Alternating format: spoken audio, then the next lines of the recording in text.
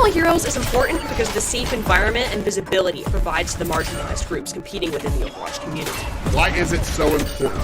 Well, they need a voice. They need a presence. And they need our support. Calling All Heroes is our chance to kind of change that narrative and to prove that if we give the talent that is there a place to practice and a place to cultivate, it will inevitably rise. Have to do this, you can play a bit closer to it, but the Genji getting shut down! SK with a big pick on the button though, opens the door wide. What and Bone, the two DPS, again, making the numbers count, making their ultimates work. Another sustain tool being used in the sound barrier as well for the Marcel Academy. Everything's being thrown into this fight. This Zen is absolutely monstrous.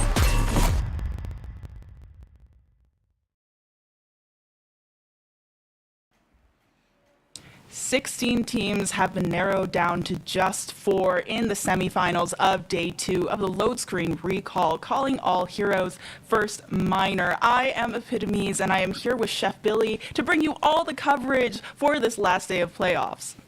Yeah, and we are excited to be here once again for this gender-inclusive tournament, and getting in the underrepresented members of our community. Everybody's a hero, and we need a lot more of us here, and that's what this whole initiative is about: is making a safe space for everybody to be part of this wonderful game that we all have come to love over the past 6 years. And well, I mean, this is one of the proudest moments of my life. We had a fun time yesterday. Now we're down to the business end of the tournament here. We've got two semifinals. Well, we've got one semifinal and a grand final. The other semifinal will take place off screen. But let's take a look at how we got here. This is a look at our brackets, and well, you will see right here we've got NYXL Academy and Timeless Ether. Yesterday, that 5-map thrill that we had here on the stream, last match of the day, they got through 3-2, and Rift Guardians, Dart Monkeys is going to be our matchup here on the stream today. And Rift Guardians completely undefeated. I mean, they've only lost 3 maps through the entirety of their run here through the minors tournament. So, I mean, for Dart Monkeys, they've got a real tall order ahead of them. But Epitomes, I mean, this is going to be, I think this is going to come down to nerves. I think it's going to come down to who's got the better resolve and how much, team synergy has been built here for these two teams. Yeah, and I mean, Dart Monkeys definitely had a really tough matchup yesterday against Vancouver Titans Blue to make it here, and Rift Guardians, they went up against Whiplash, which we saw in that very first streamed match yesterday, and they had to go absolutely crazy. It was a reverse sweep from Rift Guardians, and looking at their roster here, this is who's going to be playing. Some familiar names, I'm sure, isn't there, Billy? I mean, yeah, just out the gate, Shesty and H-Key are two very prominent names here. Then Aramori is one of my favorite supports in North America. Really have loved what she has brought to the scene. Has a dang good Ana, but we'll see how they are going to weather today, because they did have a scare yesterday. Yesterday was we were on upset alert across a lot of the matches, and as we now take a look at the Dart Monkeys, we'll see one of my favorite flex supports here in all of NA, and that is Aspen and SK, both in the support role there. This is going to come down to some serious support battles, I have to say. Barcode is one of my personal favorite DPSs here, especially in this tournament. And Zemrit, I have covered them for quite a bit of time. And she has been part of the Path to Pro system, in contenders and trials and such like that. So we're going to see. This is going to be a clash of the Titans here, if I'm being completely honest. Dart Monkeys looking to play spoiler here. Now we're going to take a look at our maps. It is a 1st to 3 here, and we're going to start out on Oasis. And I like this pick over Legion Garden because you have got a very definitive brawl map. And then Gardens and City Center, you can play a lot more mobile, and you can play a lot more intelligently. I don't think that you have to necessarily throw yourself at the other team like you do on University. Yeah, and I definitely do agree with you here. And obviously, I am very excited to be seeing Dart Monkeys. I saw a lot of SK back when she wasn't playing Overwatch and was in another unnamed FPS title. But she also was heading Dart Monkeys, and I am really excited to see what she has built over here on in Overwatch 2, because Overwatch 2, Dart Monkeys has already made a name for themselves. They've placed top 3 in a lot of these previous Calling All Heroes tournaments, so I think that they are definitely a team to beat. But Rift Guardians, they have such a flawless record in Calling All Heroes so far in this minor, and they are actually 8-0 on their wins in the entire tournament. I mean, this is going to be, where the rubber meets the road. I mean, somebody's got to go home here. I think that we're in store for a 5-map thriller like we had yesterday. I think there's not much between these two teams. I think Barcode is going to be somebody that we look for from Dart Monkeys to get the initiation and then watch the follow-up on behind that. Eevee is a very dynamic tank. On the other side, Cat. Looking like we might get this Junker Queen look, and you're going to look for Shesty here on the Ashe to get up on that high ground and start spraying down with the Viper. And for that support duo that you were talking about, it's still just the Lucio-Kiriko combo, because they really want to get up close and personal, make sure that these dives aren't successful, especially with Eevee here on the tank. But for now, they're fighting just across the side of the map, taking control of the high ground, though. It's that Winston, exactly what we expect here with this such a dynamic tank in terms of being able to take control of the high ground. No picks to be found either way. Drops the bubble. Eevee falls really low though, and instead just retreats to the point. Dart Monkey's first to touch, but heavily contested thus far. Just playing ring around the rosy and trying to find some sort of damage, some sort of pick. Chisato looking for a pick, but still, it's just high ground, dancing up and down. Nobody can take control. I mean, it's the engagement and disengagement. Well, you see, there's the first pick coming out from Chisato, and there's a dash reset coming through from them. Well, that'll get them the first point, and lots of extra ult charge going over to them. Looking at the difference between SK and Aramori, absolutely even in the Kitsune Rush generation. Of course, Aramori will go a little bit ahead here just because they are out of spawn. But I mean, Eevee right now, I think that you've got to watch SK being able to go in with these dives and keep the healing Afuda on the Winston, because the engages right now have been way too clean. Chisato is just having a field day. Barcode is looking to try and counter this Chisato though and get that damage down as well, but Chisato is pretty much unchecked over here on the point, while Dart Monkey is looking for the dive now, dropping the bubble down low, but Eevee has to retreat, and SK does find the pick on to Shesty though, so they are missing this DPS as both Kitsune Rushes go out, trying to dive onto one another, and the EMP now activated sound barrier from Jano to try and contest. Make sure that this Dragonblade can't find anything, as Aspen just counters with the sound barrier of her own. SK once again with another pick, the Kiriko being the one to secure these eliminations, and the Rampage is going to attempt to hold on to this point. SK another pick onto Shesty, but Shesty with the Sojourn, not before she's able to pick one out of their own. The Primal Rage has to come out. Dart Monkey still fighting such a prolonged engagement, but nothing to be found on either side, and Rift Guardians, the timer is still ticking for them. They're still able to get that percentage up, but finally, with the help of the Primal Rage and almost every single ultimate invested from both sides, Dart Monkeys come out on top. From the time that we saw Dart Monkeys get the advantage in that fight, Rift Guardians get an extra 40% of capture percentage. So, I mean, looking for Dart Monkeys right now. Zemrit, Pulse Bomb is going to be coming up here very shortly, and with Chisato going over to their own answering Tracer, backlines are going to be pretty vulnerable. Once again, Eevee's always trying to round these corners and look for the early engagement so they can follow up with Lucio, but Barcode falling early means that Rift Guardians have that second of an opening where they don't have to worry about these hacks and can put so much damage onto the tank. Eevee forced to retreat once again, playing around the middle of this map, but there's the bleeds that come through from Cat that's just allowing Eevee to be taken down, and Chisato switching onto the Tracer instead of the Genji. Now the Pulse Bomb, much more reliable ultimate and already charged up despite the switch. Now Shesty looking to be the next person that will have an ultimate on board with the overclock. I mean, Barcode right now is just not getting enough work done on the Sombra. I mean, manual hacks are coming through, but there's a concerted rest coming out from Dartmouth. They're looking for a stick, big stick, but bigger Suzu coming from Escape. That was a huge ultimate, or a Suzu from Escape, but there's a Rampage to come through, and the Sound Barrier immediately counteracts, and Escape was the only person who really got hit by the anti. They're able to find a lot of value out of the overclock now, though. Shusty's just going crazy with the right clicks, with the railgun, looking for the picks, and they do find them. The overtime is activated, and Barcode is looking to stall, still contesting on the point, running around the middle of the map, making sure that there isn't a sight line. But after that player is taken down, there's no choice. Rift Guardians, they take first map. I mean, the difference between Junker Queen and the Winston right there, you see right there the engagement that Rift Guardians were taking. They were going into Eevee. They were going hard.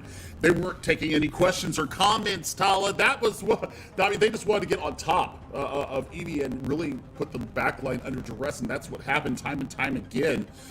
We need to see a little bit more coming out from Barcode here, especially on the Sombra. If we're going to keep running that, the hacks have to be follow up upon. The dive potential has to be there. If Eevee is going to keep running with this Winston, I think that you've got to coordinate these dives a whole heck of a lot better to make sure that you take that hack target down and then move on from there.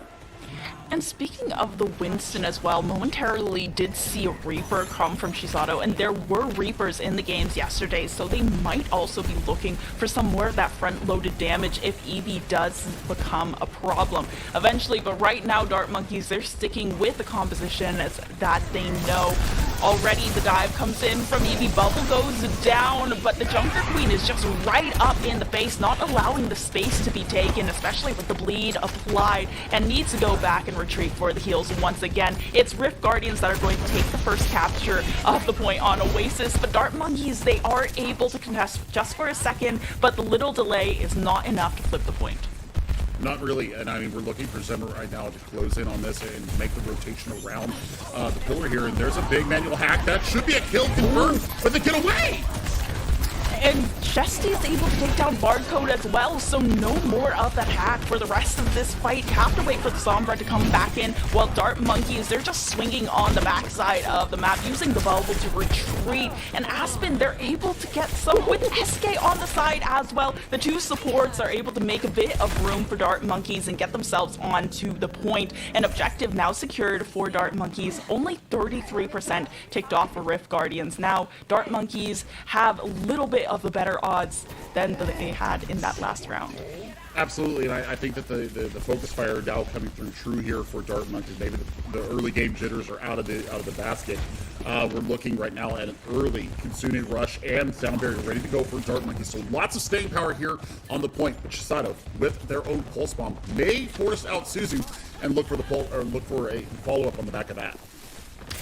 Seems like Zembrit is trying to find something off the side of it, but the team repositions and all of a sudden it is just front to back once again. Eevee gets down real low, but not the elimination confirmed. However, Kitsune Rush from SK is going to make it a lot easier for Dart Monkeys to spam away, but the Kitsune Rush has been reached by Aramori and is immediately countered. Now two more ultimates invested with the Rampage and Sound Barriers on both sides. Primal Rage is still going, but as it runs out, there's still nothing found for Dart Monkeys except for that kill onto SK. Now missing that bit of burst healing that Kiriko offered, as well as the invulnerability from the Suzu. Dart Monkeys decides to retreat, and Rift Guardians flip point.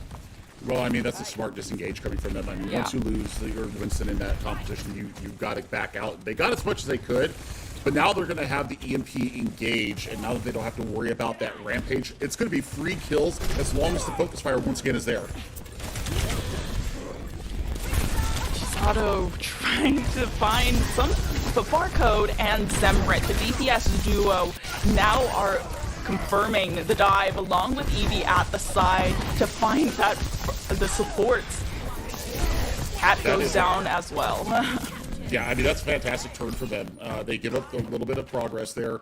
And the big thing is that Barcode takes down Shesty without the EMP, just a manual hack and just one clipper from them. That's a beautiful focus fire there.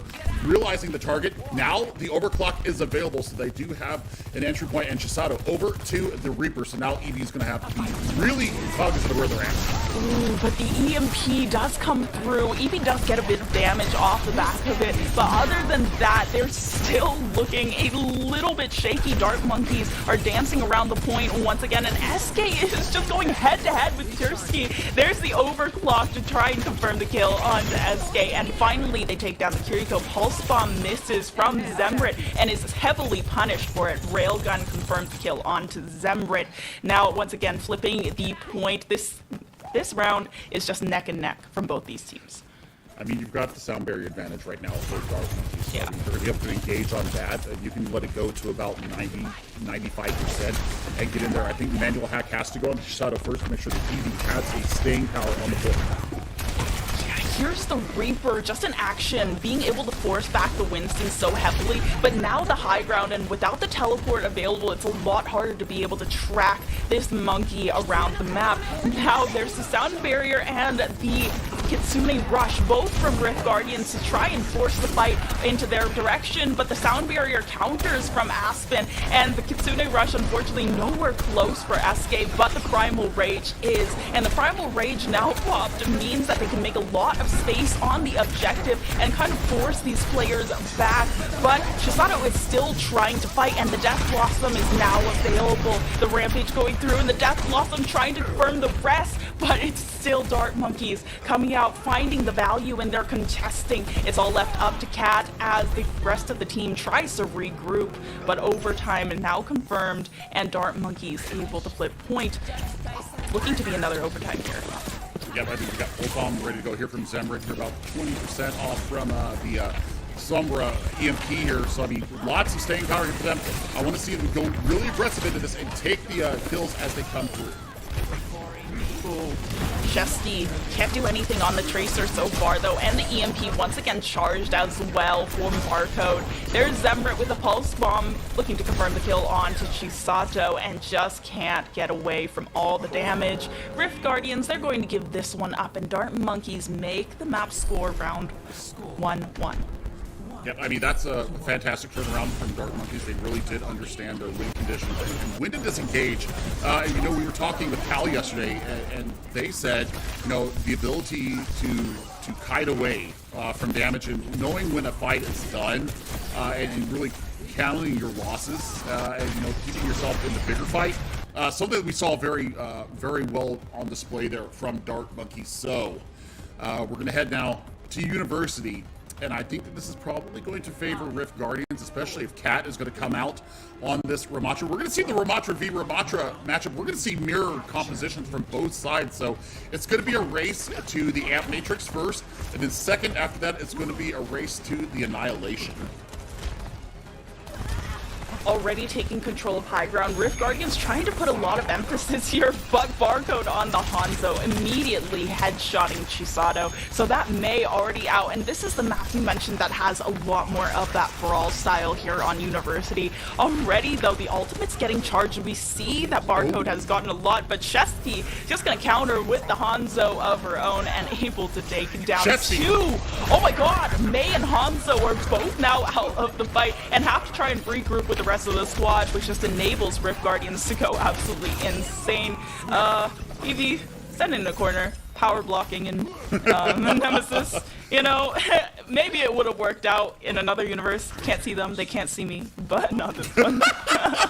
No, I mean, you're absolutely right. I mean, just the turn there from Chesty, turning the fight on its head. I mean, the opening pit that came from Barcode onto Chisato really should have put it in their favor. And now Chisato's going to wait for them to approach the point and pull that wall out and block off AV from any kind of point on this point. void barrier trying to block the damage, but ooh, Chisato gets shredded. But Aspen, on the other hand, Shesty is doing so much work on the Hanzo, being able to spam down and in these small spaces. Ramatra just reigns supreme in the Nemesis form, going to just throw all the punches out. Dart Monkeys forced back into spawn, and Rift Guardians are still looking for more. Aramori on the Baptiste, really lending to this bursty brawl playstyle in terms of the healing. I mean, Cat, 40% ahead of Eve. Yeah. That's the big kicker right now, is how much work that Cat's getting done in that Nemesis play. Now they're going to go for a high ground rotation. I like the split, but they need to get the Dragon Strike on at least. That's a huge pick coming out from Marco, though. Neutralizing the Dragon Strike in this fight, Cat is going to go ahead and force the Annihilation through. The Dragon Strike does come in from Dart Monkeys and is doing fighting a number onto Cat, but they still have so much to deal with now with the Blizzard coming through. But so much damage from Dart Monkeys, even without their own ultimate to counteract. And it is just insane how they were able to dance around the wall, get away from the freezing of the Blizzard, and win that fight to turn point. Almost turned that fight around, though. Rift Guardians almost held on to the point when Cat popped that Annihilation. Just a couple seconds and a couple extra tendrils.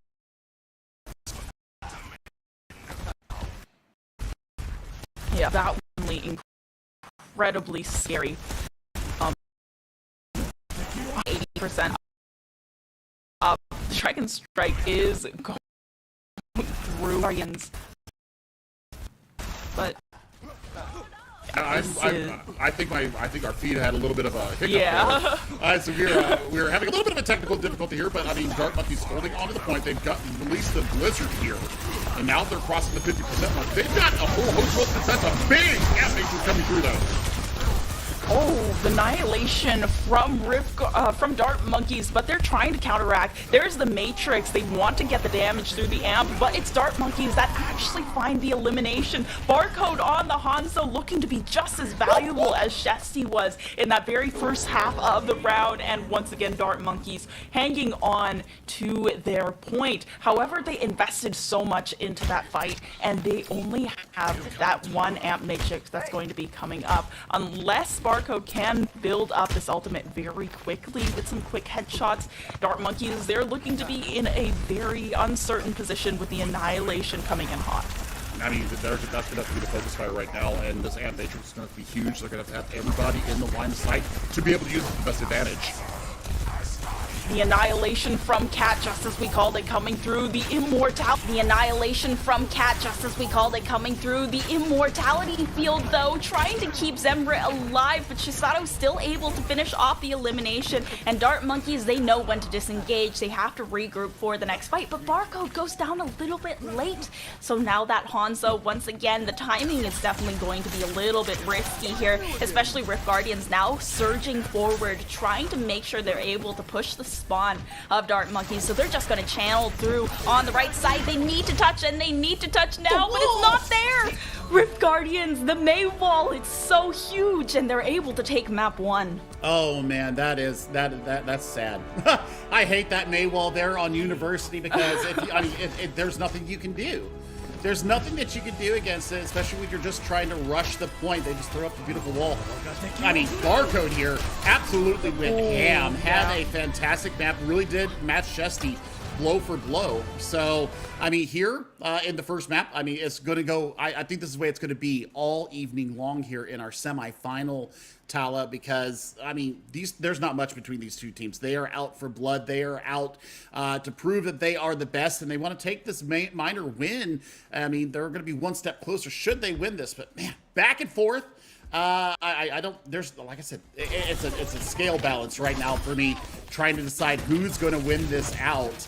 I think tank-wise, I think that Cat might be just a little bit better than Eevee, but I think that the DPS completely even, and the healing resources coming from Dart Monkeys, I'm going to give Dart Monkeys that advantage. So, I mean, you know, throw it up in the air, Tala. I don't know how this is going to go down, but I mean, I'm here for it. I'm living for it. I'm ready for it. Let's get it on. Yeah, I mean, this last map, it was just so close, so down to the wire. And speaking of the history between these two teams, Dart Monkeys, they did play against Rift Guardians in the Swiss rounds before the seeding for playoffs, and they actually went 2-0 against Dart Monkeys. So I would honestly call that a little bit of an upset, because Rift Guardians as a team, they don't really have a name for themselves like Dart Monkeys do, but they were still able to so decisively win in the Swiss stages. Yep, and you know, I mean, this is going to come down to, I think, a pick here or there. And you know, you saw the late pick that came on Barcode there, kind of a staggered kill, trying to disengage. I think that's part of the reason why it was so hard for them to get back. But we'll look and see what happens when we go to our hybrid map. It looks like we're going to go, we're going to go to King's Row for our next map. So the friendly confines of London, England will be our next map type here. And make sure, everybody, that you have gone to the loadscreen.gg Twitter page and follow the directions there, because we are giving away some swag tonight. Myself and all the talent are wearing the brand new HS80 Corsair wired headphones. And I mean, these babies, these work very, very nicely. I'm very, very thankful for Corsair for sending us out some of their merch. And I tell you what, you have a chance to win not only this headset, but also the HS60 wireless headset, as well as a host of other items being provided by Corsair. And you'll see me munching on some stuff tonight. We've got some One-Shot Energy Chews from One-Shot Energy, one of our other sponsors here for the Calling All Heroes initiative. And I tell you what, 75 milligrams of caffeine per chew.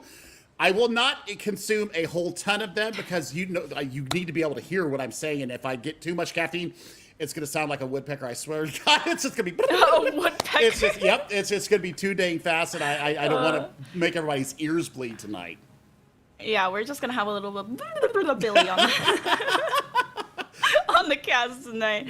But I mean, headed over to the next map, King's Row. I have to admit, I love King's Row. But also, King's Row, once again, it's one of those maps that it's like, oh, the Widowmakers, oh, the Hanzos. And you just have to watch every single sight line with such scrutiny, and it really changes up the way that you play when you are playing against those Widows, those Hanzos.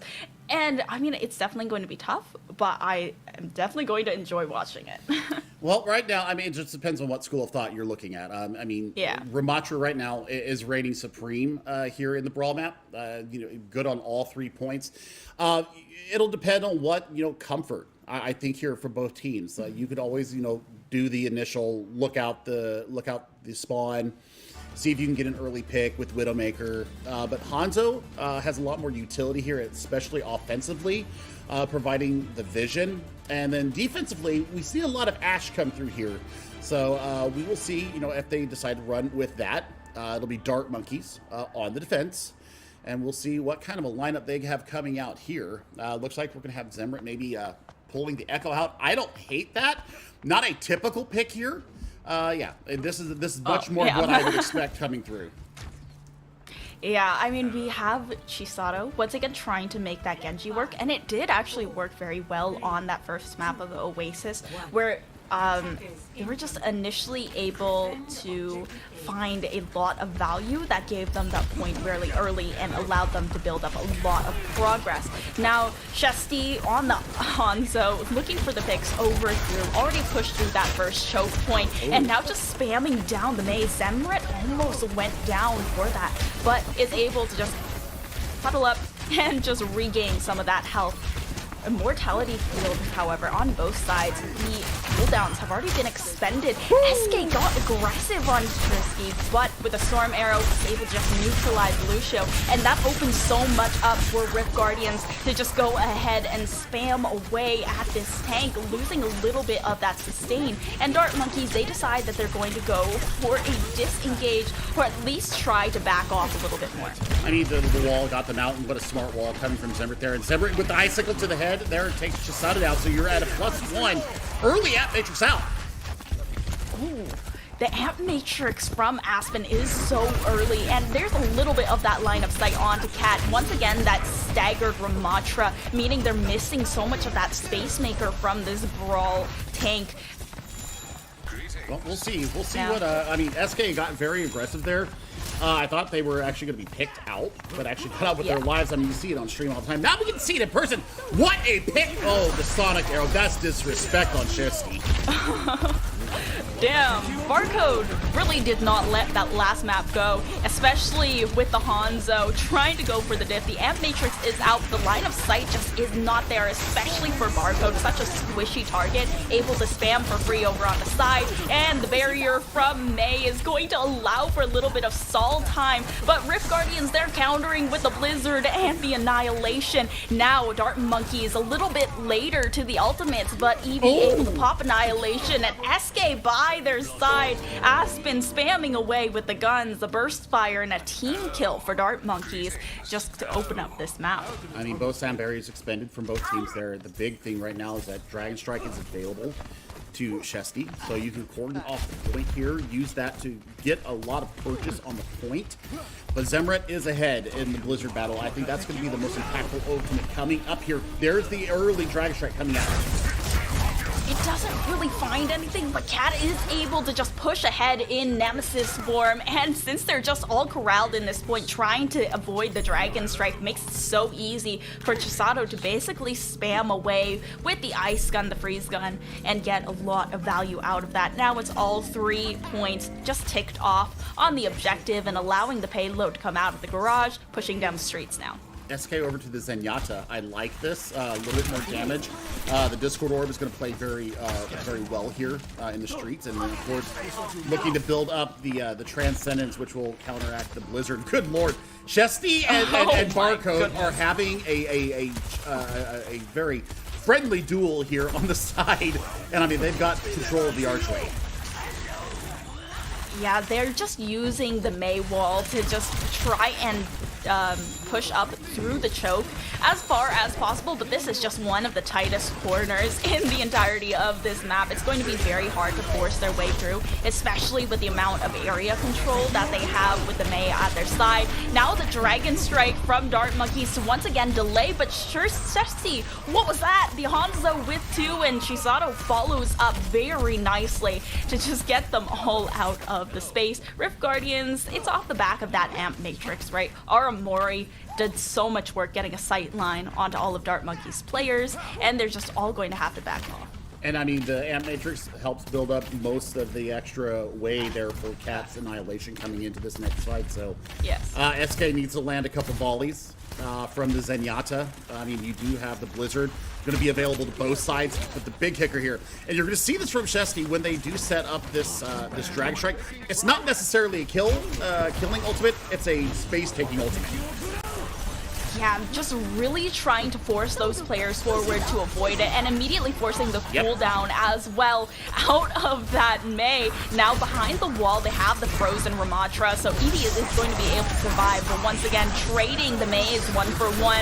Jono with the sound barrier, trying to save from the Transcendence as well. SK on the other side, pretty similar ultimates in terms of that power to keep your team alive, but the Annihilation from Eevee is looking to be tough. The power block is able to absorb so much damage, and the Annihilation still just ticking away at the health bars. It's not enough. There's not enough follow-up from the rest of Dart Monkey's squad, and they can't confirm the eliminations. However, they're able to delay for just a little bit longer. Still a minute and a half left to push right very close to this last point, though. Rift Guardians, they're looking pretty comfortable. Oh, that's a big pick. That's a big pick, and a good trade there from Chesty, though. Yeah, once again, the Immortality field coming out to save the rest of these squishy characters, especially with Chisato now going down, and the Dragon Strike to run through. Chesky still trying to zone, still trying to force them further towards the side, and it did work for the moment, but once again, the follow-up wasn't there. Chesky, with a jumping shot from the bow, is able to hit the headshot onto Zemret, though, and that just going to make Dart Monkeys a little bit more scared to round the corner. Well, Barcode, not sure what that Dragon Strike was, but you'll build it up quick enough.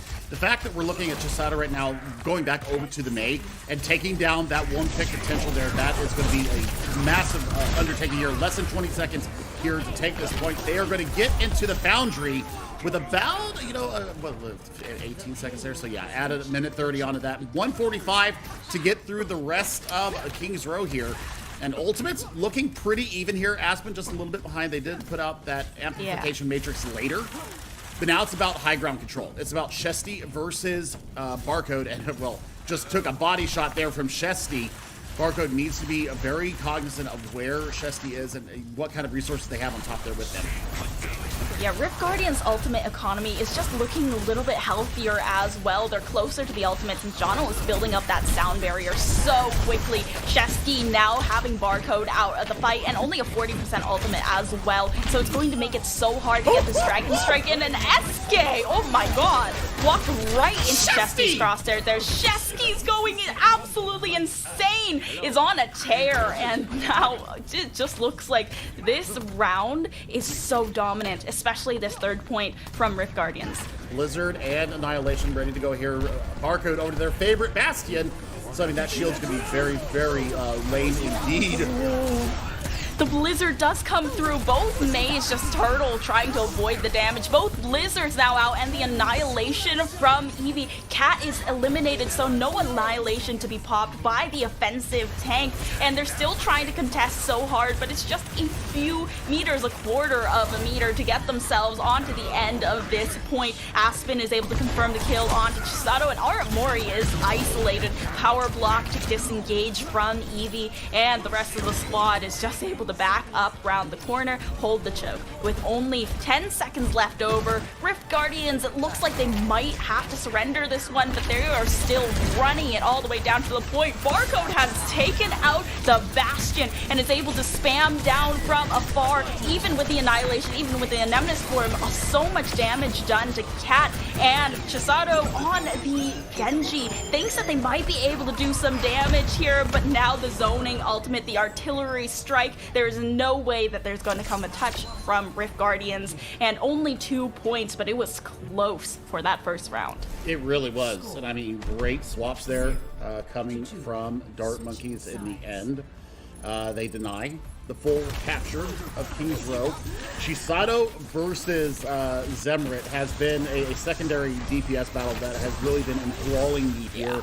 The two Mays, and watching Chisato, go back between the May and the Tracer when it was necessary, really shows the flexibility of Chisato. And I mean, I love what she is bringing to this right now.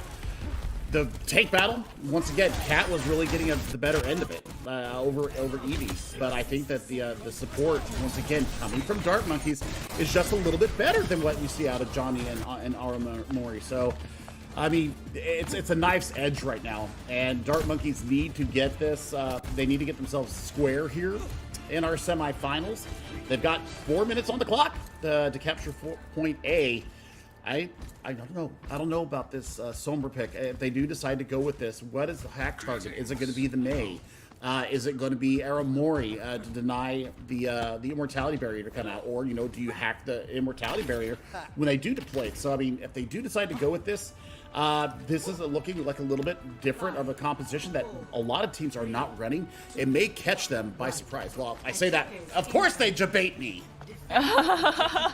Yeah, I was looking at the Reinhardt too, and I was like, that's interesting. I don't think they're going to actually do that. And they didn't. They just switch over to the Ramattra. It's the same mirror composition that we saw. There was a little bit of diversity in the support picks for a second, but it's just going back to what they know. And right now, trying to ring around the rosy once again, playing around this circle and forcing the cooldown, the wall out of the May, but it still allows Rift Guardians a little bit more space. Now Immortality field out for Dart Monkeys, just giving them that extra survivability. What?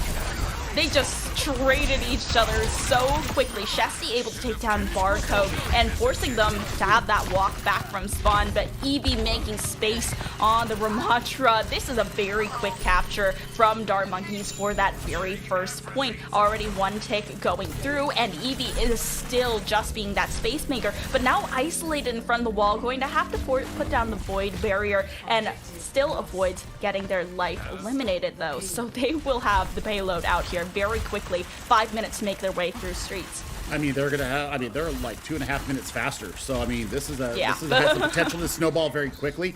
Chisato has to be smart with the wall here, and Chesty with the far back positioning around Bookstore, looking for that one pick potential, looking to set up the Sonic Arrow for the positioning so that Chisato can get out a great wall and cordon off Eevee from the rest of the team. Yeah, it was definitely looking very dicey for Eevee, but there's the wall once again. It's happened again. You have Eevee separated from the team. The Immortality Field is going to save and keep the team alive for a second, and Eevee goes ahead and forces that ultimate through, but in the midst of the Blizzard, it is not enough. Eevee does fall, and the rest of the Dart Monkeys left without their tank, left without their shield, are going to have to round back around the corner instead of forcing their way through the payload, especially with that Amp Matrix to come through. They are incredibly squishy in the face of that ultimate. Oh, they're not giving up here. They're going to go ahead and push forward. Eevee will be back, taxi back by SK. Sound barrier for both teams here. The big problem is that Cat did not let loose with their Annihilation, so they're going to have that contest around the second quarter here. But you do have Zemrit with this Blizzard.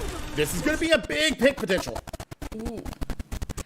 The Dragon Strike to come through, both of the sound barriers now being popped, and the Blizzard as well from Dart Monkeys makes it so that Rift Guardians are gonna have to back all the way up. That area control was just too oppressive, and Barcode being oppressive with the bow on the Hanzo as well. Chesty and Barcode is just fight of a century right now, and Dragon Strike in that fight made it so much easier for that Blizzard to find its mark.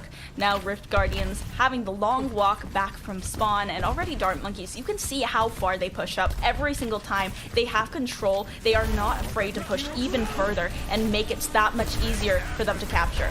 I mean, Annihilation should come out here from Cat once the Dragon Strike is through. But there it is. They're going to pop it right now. The Dragon Strike trying to corral, and Chesty, it's still once again the Storm Harrier that's going to take down a Barcode. And Dart Monkeys, they are not afraid to disengage after this. I mean, that's great disengage. The fact that now you're going to have, the Dragon Strike advantage. You're going to have the Annihilation advantage as well. You're going to have to dislodge Chesty, though, here on the high ground, providing not only the one pick potential, but also the vision and the zoning that will come from behind that. Look at this rotation, though, coming around the backside. They don't know it's coming. Oh my gosh, they're able to just come through. It's the wall once again to zone them off, make sure that they don't go through, but the Amp Matrix quickly destroys the barrier, and Dart Monkeys is looking for a very quick pick. Zemrit is able to find it onto Cat, missing the tank now, and the Annihilation with only squishy targets left over. It's just a quick cleanup and easy way to push the point on to point B. I mean, smart usage there. Just the Amp Matrix to open up, give them the opening, and blast through the wall, and then confirming on the back of the Annihilation. Absolutely perfectly played. They've got 3 minutes, 30 seconds to get just about to the end of King's Row. We need to look for, once again, Barcode taking high ground here. Oh. My goodness, this is just so chaotic around the corner. They're taking control of the choke, though. The void barriers from both Ramatras come through, and now the Nemesis form in the face of the Blizzard from Rift Guardians. But it's another Blizzard to come through from Zemrit to try and counter, and Zemrit's coming out just a little bit later, allows them to make the space around the corner. But Chisato with the pick onto Barcode means a player down on Dart Monkeys. It's just a little bit less of that firepower, especially with Barcode being able to spam from so far away. Chesty takes advantage of it. Zemrit's just not able to contest those long ranges, and they're going to back right up to the payload and make sure that it's pushing back into Dart Monkey's spawn. I mean, we're looking at a ultimate battle here for Dart Monkeys. They're going to have both their support ultimates coming into this fight, but it's all about getting the space first off, and that's an early Dragon Strike coming through.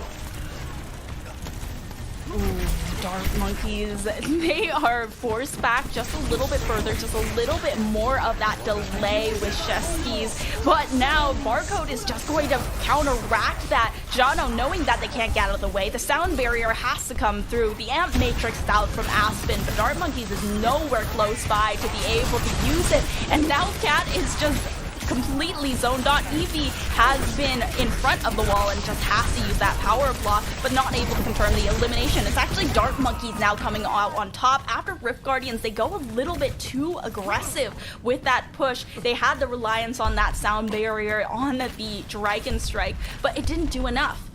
I mean, they invested both support ultimates there, so I mean that really does confirm the fight for them. The big thing that I saw there from that last fight is that Zemrit actually surpassing Chisato was 20% down in Blizzard generation, now has it online.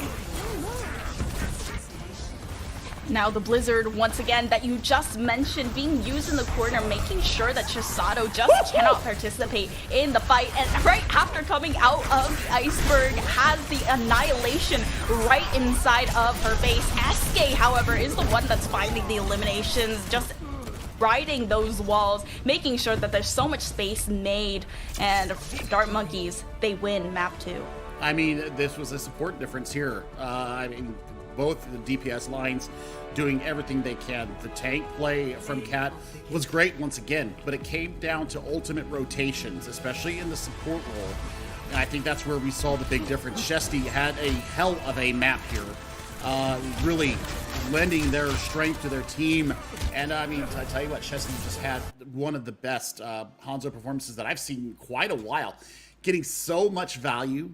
It really just popping up where you didn't expect it. You saw the cordoning off, the sectioning of the teams with those Dragon Strikes really was impactful. But in the end, Dart Monkeys, once again, they smartly rotated their ultimates. They had the economy down pat. And that's why they take such a commanding win here on King's Row. Yeah, Dart Monkeys, their attacking half especially, they're just so good at making that space, and they are not afraid to try and cordon off of these players just inside of the point. But the point was actually when they did find that space as well, after they won a fight, Eevee was always forcing a little bit further forward as well, making sure that they just have that little bit of extra firepower to deal with. They are more careful when they are making their way back to the objective, and then that gives Dart Monkeys just so much more wiggle room in the grand scheme of things. Those few extra seconds is what it takes to push them over the edge and give them that edge when it comes to the objective. Yeah, and I mean, smart disengages too. I think that's another hallmark of what Dart Monkeys did so well here in King's Row, is that they were able to disengage. They had smart swaps of their own. We saw Chisato going back and forth between the Tracer and the Mei.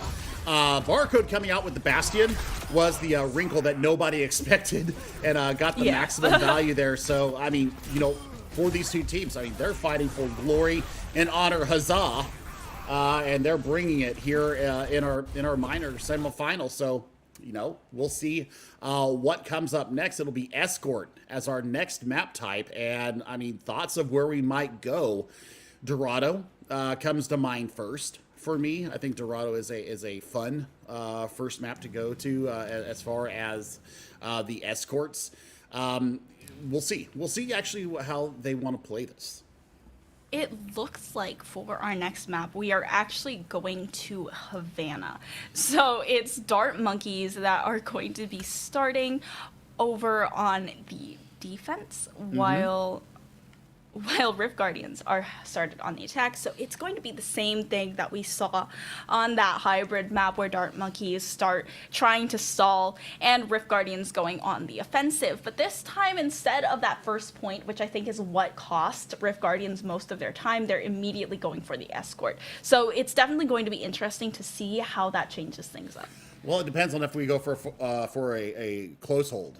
I mean, there are two different schools of thought here.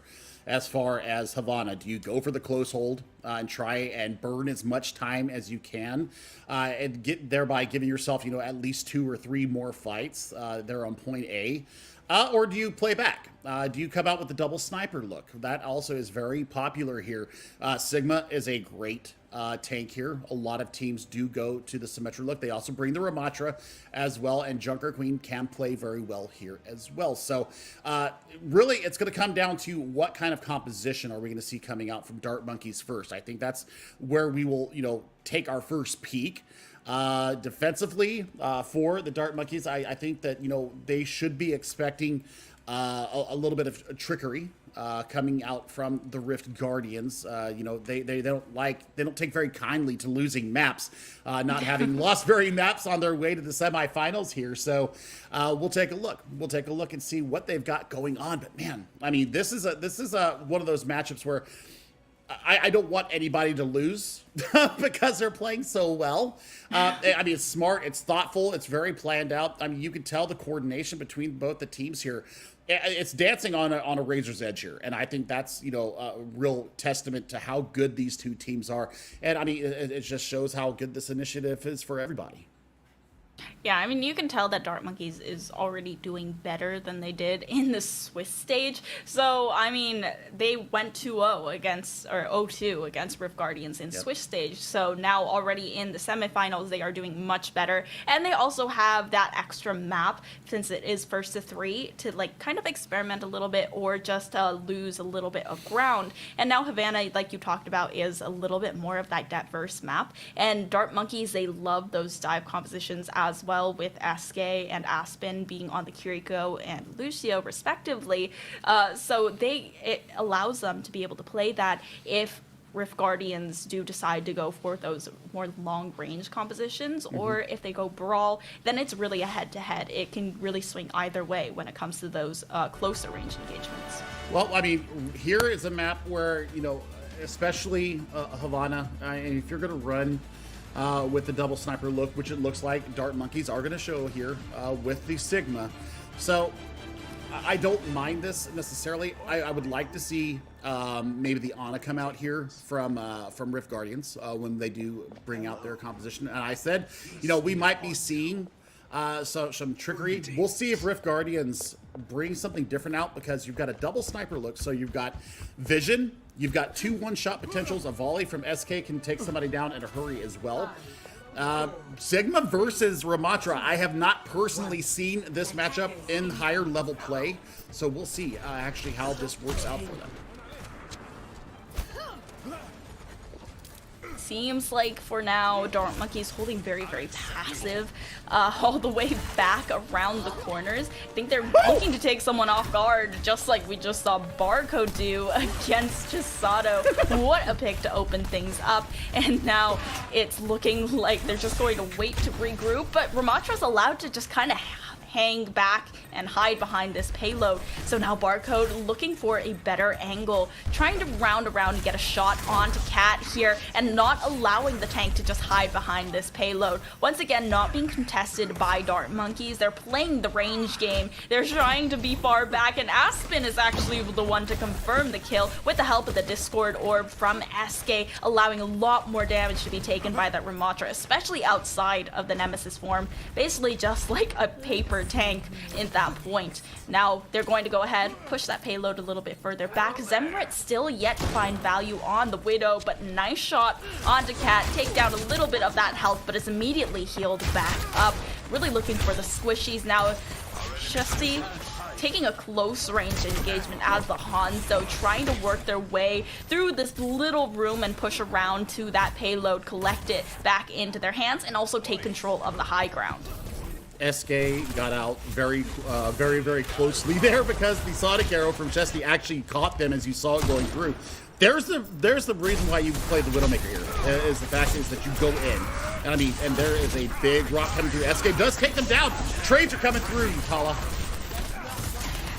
This is just such a good back and forth from Dart Monkeys and Rift Guardians thus far, but the Transcendence, oh my god, it doesn't save Eevee. Eevee just taking too much damage too fast, and now even with the Gravitic Flux from Eevee ready, it cannot be used, and Rift Guardians, they're allowed to get their hands on this payload and just push it that much further forward. It's a long walk back from spawn for Dart Monkeys, especially with the champions that they have. It's SK, that hero, not too mobile on the Zenyatta, and the Widow, a little bit of mobility, but still going to be a tough one. The Gravitic Flux and the Dragon Strike could potentially save this, but it's looking like they might give this point away. As they say that, immediately sound barrier from Rift Guardians to react to the Dragon Strike, and the Gravitic Flux doesn't do anything. Eevee immediately just spammed down and taken out. Barcode as well will fall to Shesky, the resident Hanzo hero play.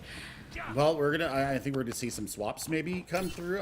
Yeah, there we go. Yeah. Zemret going over to a little bit more utility.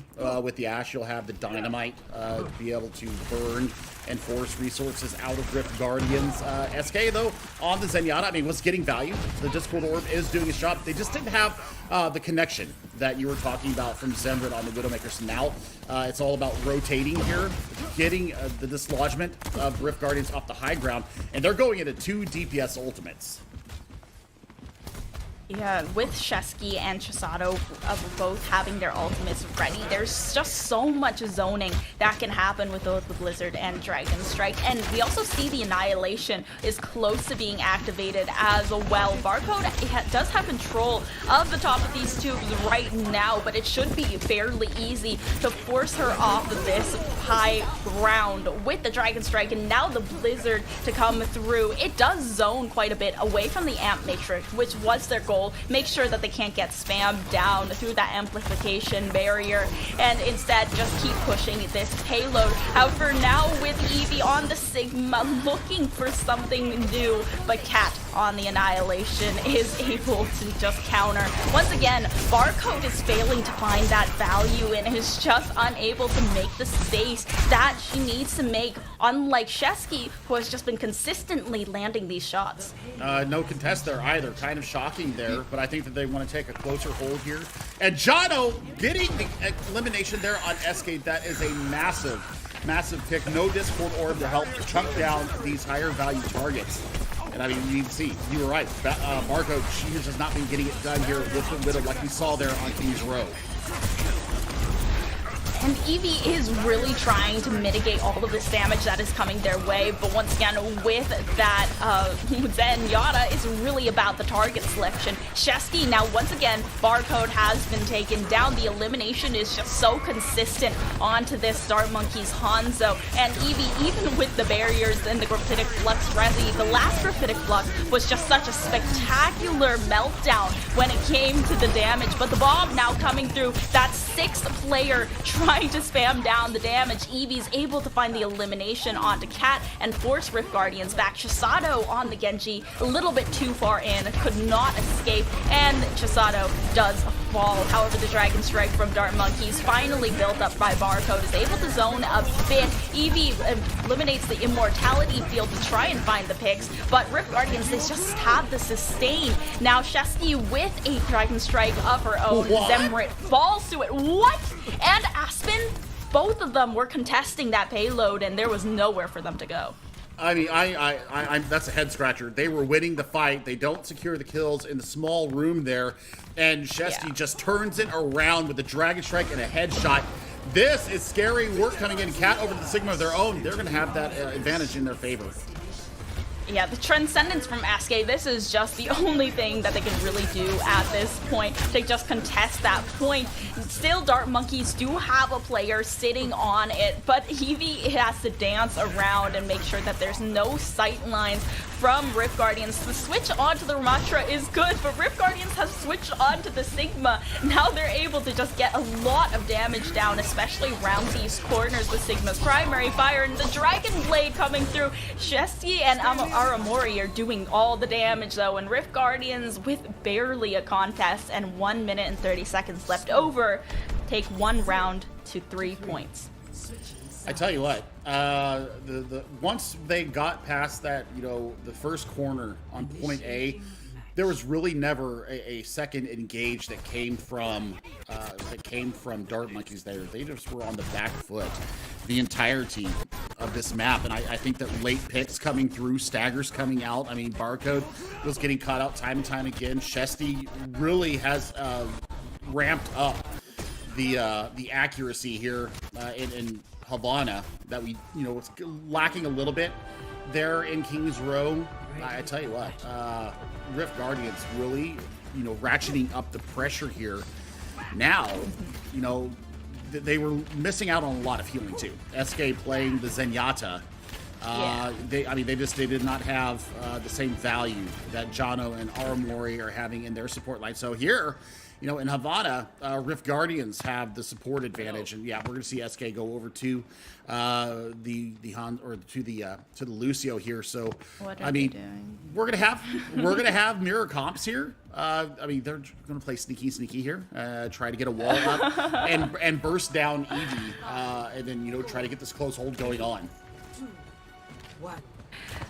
Okay, they are going for the close hold early like you called, but they're actually just all going to funnel out of the right exit of their spawn, and it's still getting spammed down. Barcode, though, they're going to step up now. She's able to find one here, and after that Mei wall is destroyed, is able to spam a shot onto Cat, but after that first initial pick, oh, Shesky does fall. Barcode is stepping up on the attack, and Aspen just finishes off Cat. Dart Monkey's excellent start. The close hold for Rift Guardians just doesn't work out, and that gives a lot of the ultimate charge to Dart Monkey's side. And they're able to go forward now and hold the approach here from Rift Guardians.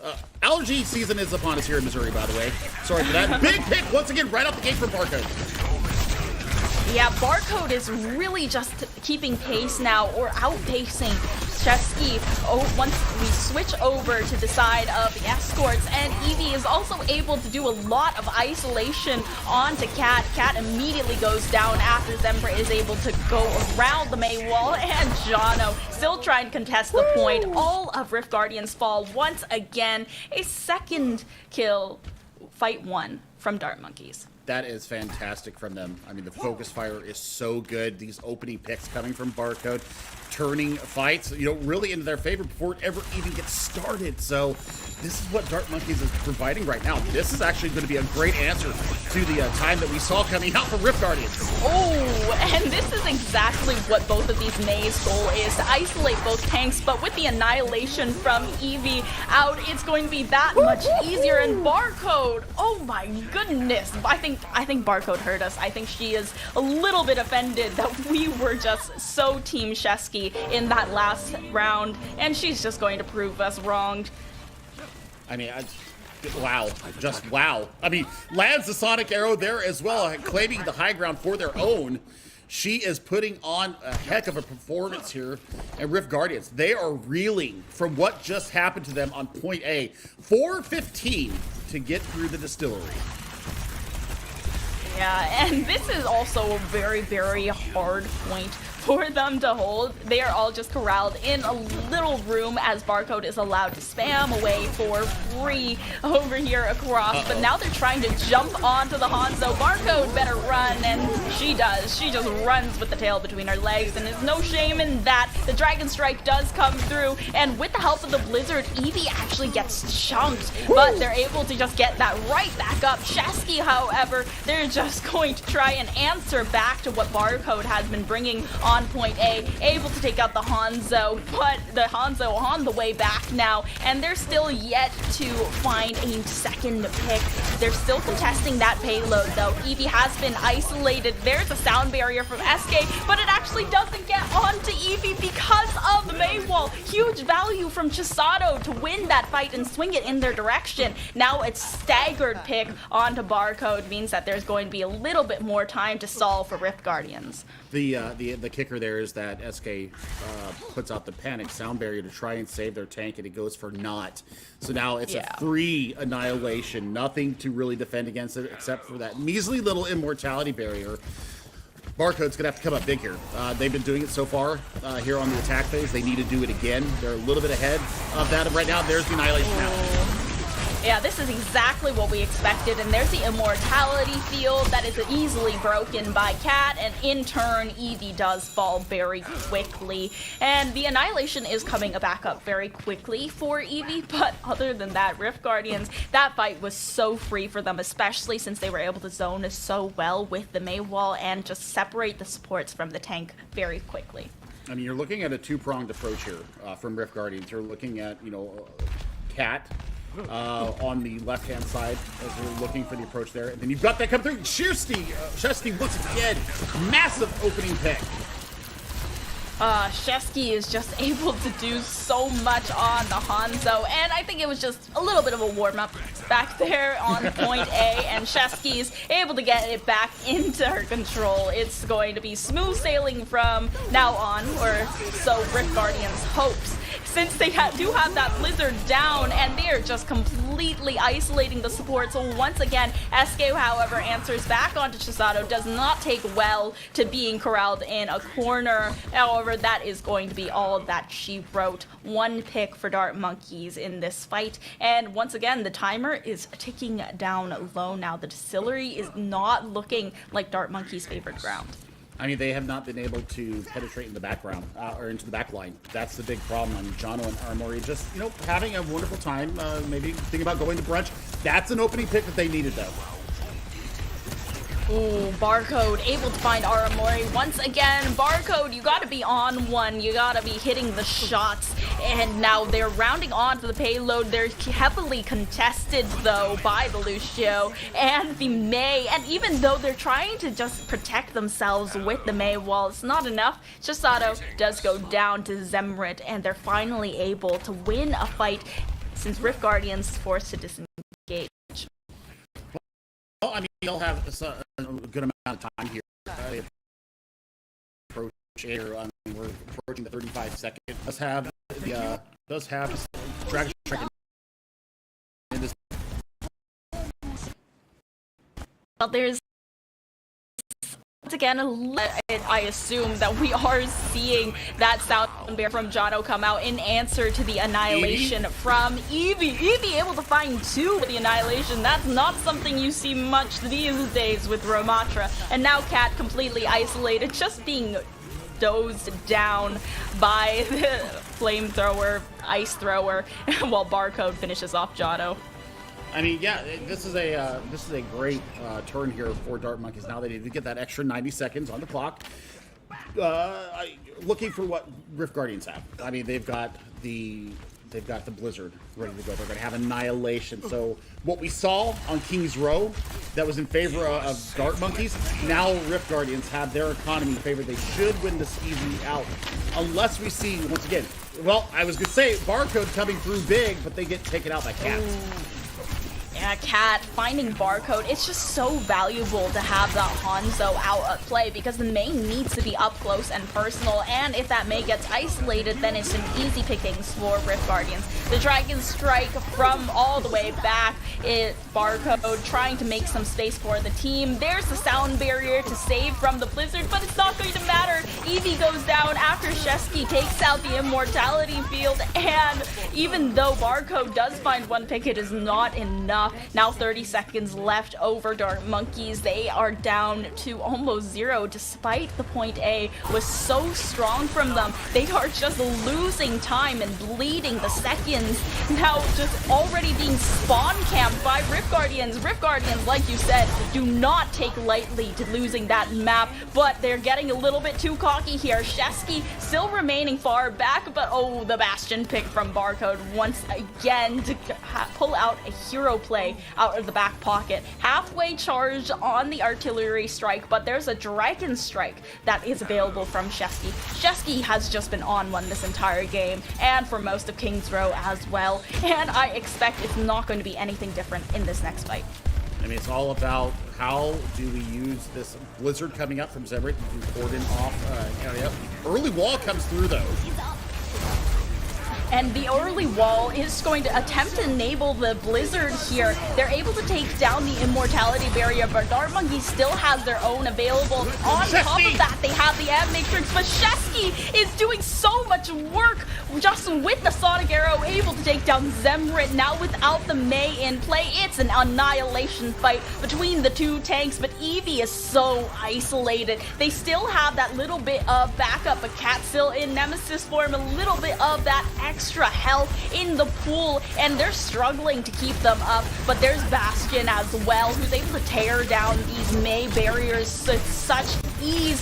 Still such a hard choke point for them to force themselves through, especially with just the Bastion. And now without the configuration, Chisato almost finishing off Bastion. Still Barcode able to keep up, but not able to stay on the point. The lack of mobility does Dark Monkeys in, and Rift Guardians, they do take map 3.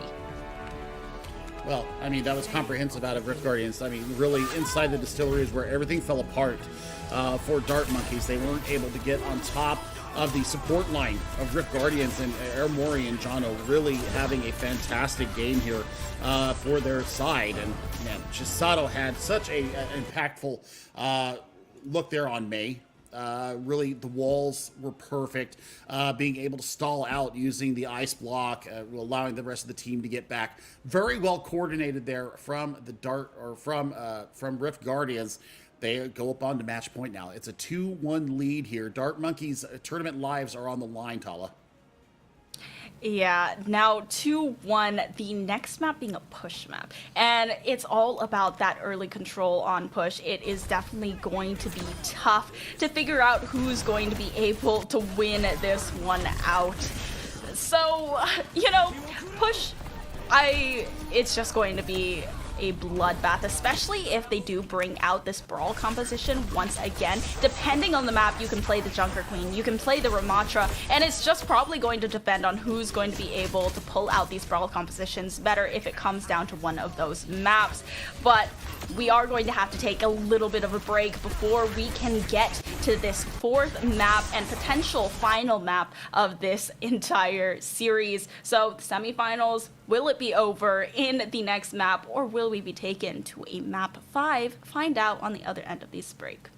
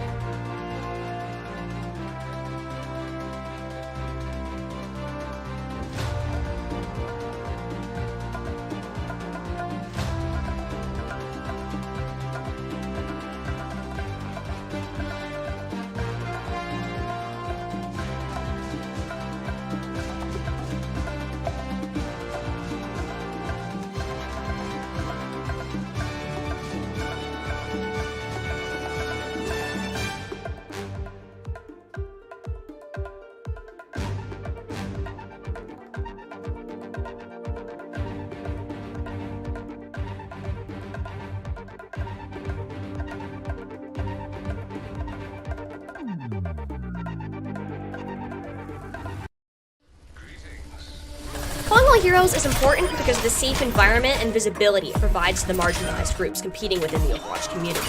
Why is it so important?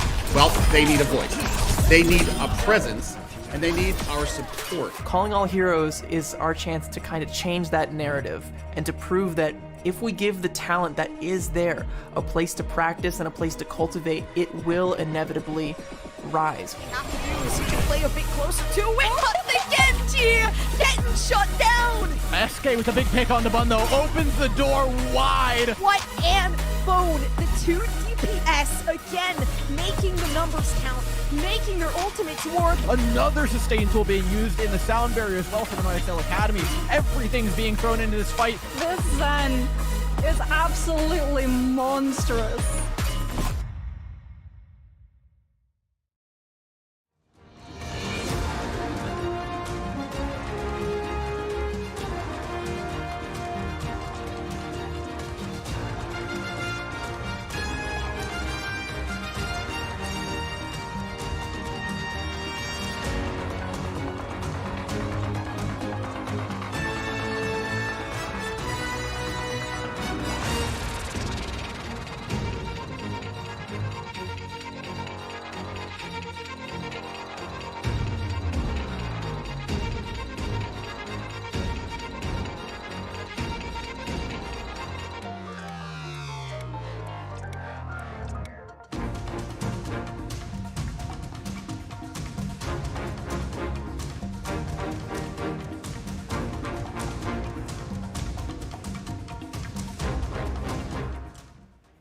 Welcome back. We just had a tantalizing map of Havana, and now we are headed over to the push map of Esperanza over in Portugal.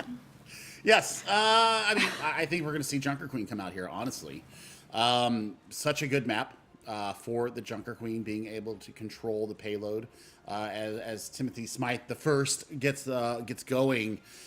But it's going to come down to a little bit of pathing issues for both teams. How are they going to defend and or try to retake the payload as we go back and forth here? I think that the team that gets to about 100 meters should be in pretty good stead to take the map here. So, I mean, here in Esperanza, looking for early picks. I want to see good counter rotations coming from aggression coming from respective sides.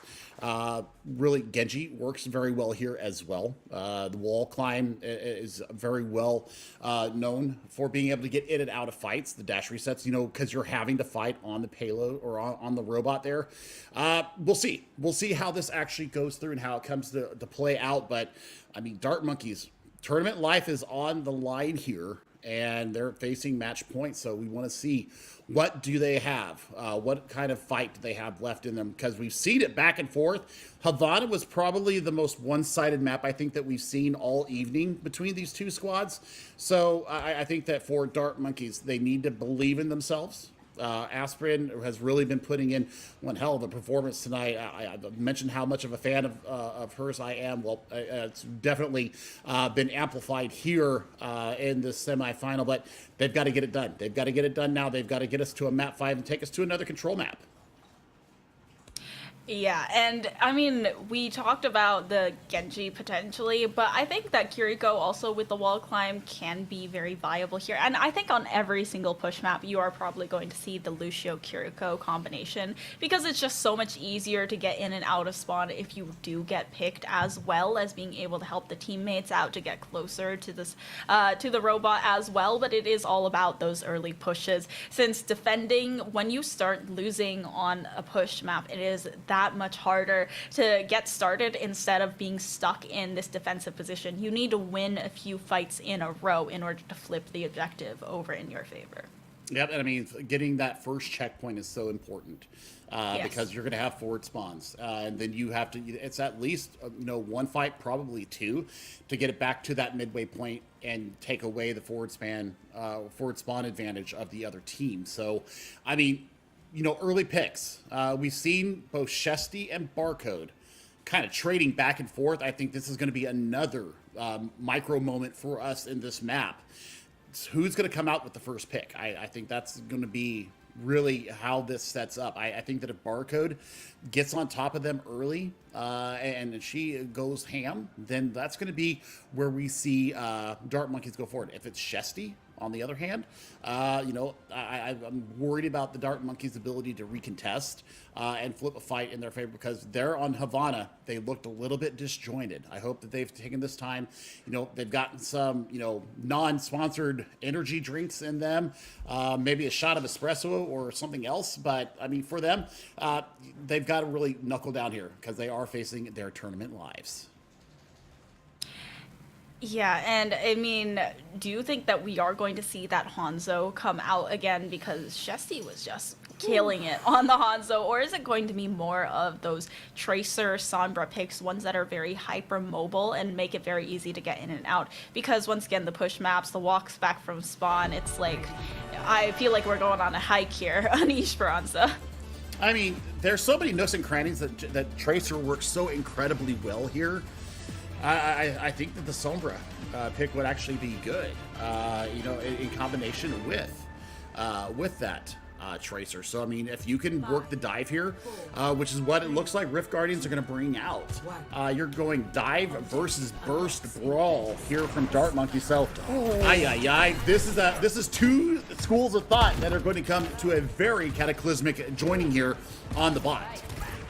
Oh my goodness, but I am loving the Reaper Sojourn pick. I feel like this is back in like the beta days of Overwatch 2. This is literally what it feels like with the picks that we are seeing come out right now. Already, they're trying to get that hack onto Shesky. They want the Sojourn out of the fight early. It's not going to work out. Barcode going to go on and head back. And Rift Guardians are going, or Dart Monkeys, actually going to be the ones that are going to take first control of this objective and start pushing around the corner. I want to see this Reaper try and find a little bit of value, especially since they know that Eevee does favor the Winston pick over here, and they're really looking to try and get a good counter into this tank and get that dive out of the way. But Chisato, after quite a bit of damage, it does force Eevee very far back.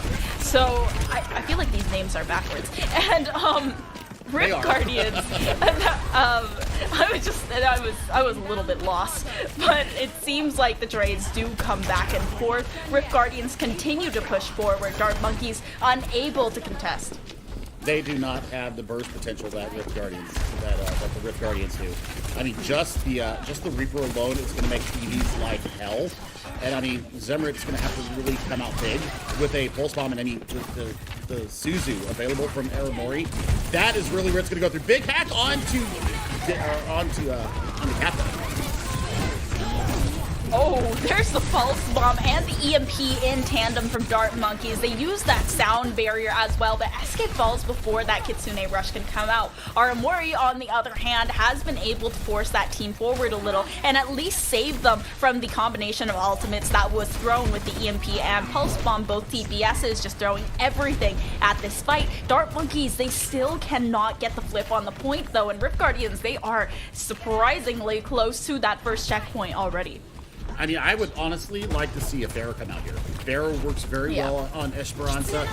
They don't really have much to deal with it. Shesty has been good. And I mean, the Kitsune Rush is going to get them purchased on the point. They actually don't get the first point. Okay, just before that checkpoint goes through, Dart Monkeys are able to flip it and run that robot back over to their side. Eevee finding Shesty makes it a lot easier. Both DPSs now out. Rift Guardians need to find some way to dish some damage. Jano trying to find something, but still, even with the wall ride, Zemrit just spams down. And Cat and Jano both out. Zemrit finishes things off. Both of Rift Guardian supports out of the fight, but it was a pretty expensive one. They'd have to use SK's Kitsune Rush, and Aramori, on the other hand, is pretty close to building that one up right again. I mean, the good thing here for Zemrit, though, is that they almost have Pulse Bomb on line once again. And, I mean, looking at the disengage, they're going to need to be able to disengage from this Death Blossom. I think that Eevee is going to have to be the one that contests the Death Blossom and bats away the Reaper here because they don't have much to deal with. I mean, Aspen very close, though, onto their own sound barrier, so they actually made the gap up. Ooh, Aspen was able to just make that up incredibly quickly, but with the overclock coming out, that's what's going to force the Primal Rage instead of that Death Blossom. And when the Primal Rage comes through, Jono knows what to do and just takes the sound barrier out. Oh my gosh, but the overclock from Barcode is able to find one. It's just a trade of ultimates and of lives. Rift Guardians still having control of the robot though, and they see Eevee trying to disengage and regroup with the rest of the team, getting quite a bit of damage. This Reaper is just doing so well to bat away this monkey. Winston cannot get anywhere close to the squad, but Zembrit is attempting to contest. Still, that checkpoint hasn't been reached just yet. It seems like it is so close. Wow! I think they actually did. I think they did. I think they barely got it over there. I'm looking at it. It's kind of like dancing on that line, but I mean, what a turn there from Dark Monkeys, actually winning this fight out and pushing forward. And they have, oh my gosh, Zembrit, what a stick on Chisato. And now Aspen with the sound barrier able to get it down, and it's so much overhealth to this team. Aramori taken down, no supports to try and get this team up and back into the fight. So it's just going to be walking the robot back on over to their side and trying to get that push started all the way to the checkpoint. Ma'am! Let me tell you what, Zembrit, that was absolutely just disgusting, in the most wonderful way. And now you've got a Rampage available here, or I'm sorry, a Primal Rage here available to Eevee. Cat is still looking for their own Rampage. They're actually going to disengage and take another fight. Yeah, I mean, Jono does have that sound barrier, so it's really easy for them to be able to disengage and quickly save their squad if anything comes through, like that Primal Rage from Eevee, trying to get up close and personal, but they still have Chisato just spamming away. Eevee, however, gets on one onto Shesky, so that's without the Sojourn. Now they're going to look for the Kitsune Rush to potentially get a little bit more firepower on their side, and they are able to take control of the objective, but as soon as they get to the underpass, they are once again met with the full face of Zembrit's Pulse Bomb. The overclock from Barcode has been built up incredibly fast as well. That Rampage doesn't hit anybody, and they're just all getting out of the way. Aspen taking down Chisato and means another control of the objective, and it's just Rift Guardians all corralled into this little room. Barcode taking control of the high ground, knowing exactly where Shesky is. They can't get away. It's all left up to one, just hiding in this little room. Where are they gonna go? They are being spammed through, but the Death Blossom might be able to get them out of it. It is not. You saw the Suzu come out from SK. They're able to save the squad, and they are just continuing to contest, trying to make sure that they can't get the checkpoint, but Dart Monkeys, after a one fight just around the first checkpoint, are able to secure it and even push further, finally taking control of the map with 3 minutes remaining. Okay, so I think both teams have hit the actual what we call a butt scratch, and now they're gonna put out the Kitsune Rush to surge forward and get even more progress going on.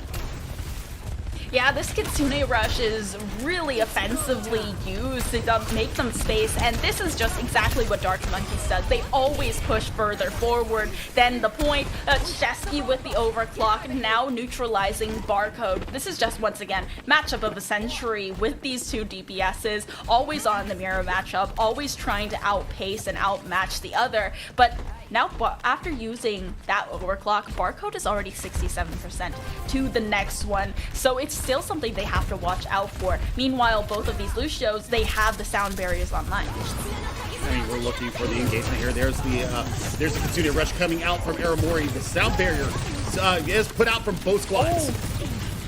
Sound barrier from both sides, but Rift Guardians, they're coming out on top of these engagements though. They are just forcing all of Dart Monkeys players into these little corners where they can't escape, especially that Tracer, when you know there's so much power with the recall. And Barcode tried to go for a hero play, but even with the overclock ready, there just wasn't anything to write.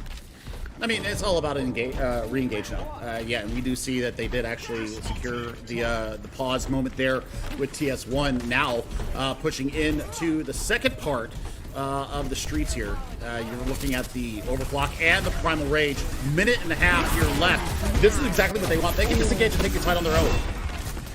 There's the Rampage ready for Cat, though. This could be devastating, huge. And they don't have the sound barrier. It is huge. It's the bleed applied to almost all 5 players. Now only the Primal Rage, Eevee alive, and even though Chisato has been taken down, it is going to be tough for Eevee to survive this one. Rift Guardians, it seems like they're taking the lead once again, while Aspen just tries to keep them at bay with a few spam shots, but no one's scared of the little speaker.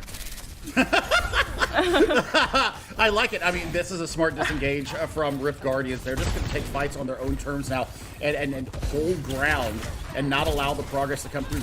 This Pulse Bomb, though, could be huge for Zemrit. And let's look for SK in the next fight to put out this Kitsune Rush.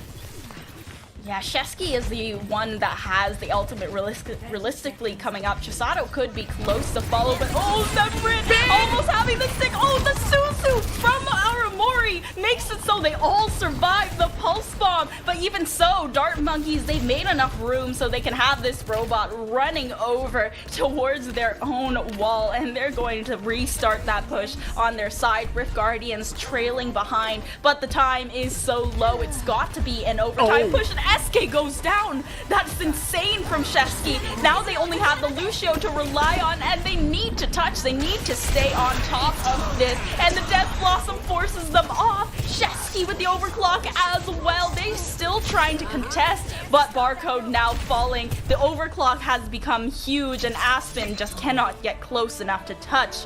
Rift Guardians in a fiery glory. They're able to get this last map of Esperanza and win the series 3-1.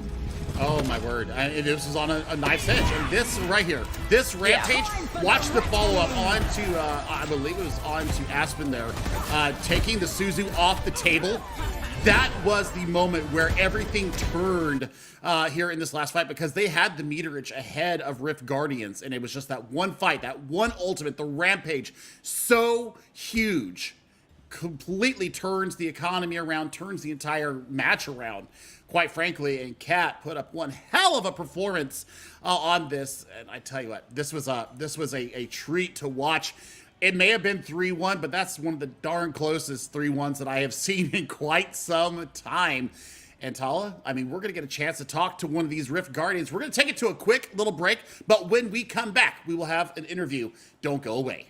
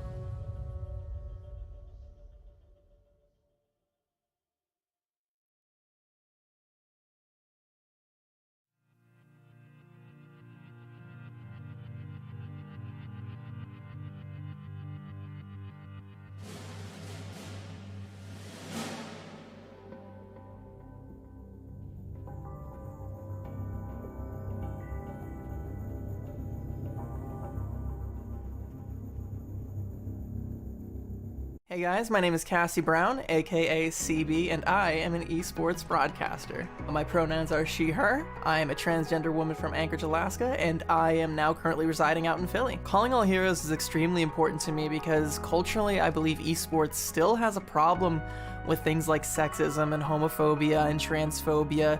We don't see a whole lot of people like us in the Overwatch League, and that really sucks because it's not because we can't do it and it's not because we shouldn't do it, but it's because when we go into voice chat in games, we're told you don't belong here, what are you doing? Calling all heroes is our chance to kind of change that narrative and to prove that if we give the talent that is there a place to practice and a place to cultivate, it will inevitably rise. And it's going to send the message to all of the people watching that yes, you do belong here. This is worth pursuing. You're not wasting your time. No matter what everyone else tells you, no matter what the people in voice chat want to say, you still belong here. What's up, everybody? Chef Billy here, and if you know anything about me, you look at my Twitter, it's all about raising up voices and giving the support where it is needed, and now is the best time for anybody else that wants to join in. Please join in with us. Where did I get started with this? Well, it was actually at Console Gaming League. I was a caster there, and I was kind of shy about who I was, and they finally just said, you know what, Billy, just be you. Be you, be on camera, be you. And now that's what we're going to do for our marginalized and diverse communities that we need here. So we need more heroes. Are you going to join us? Hi, everyone.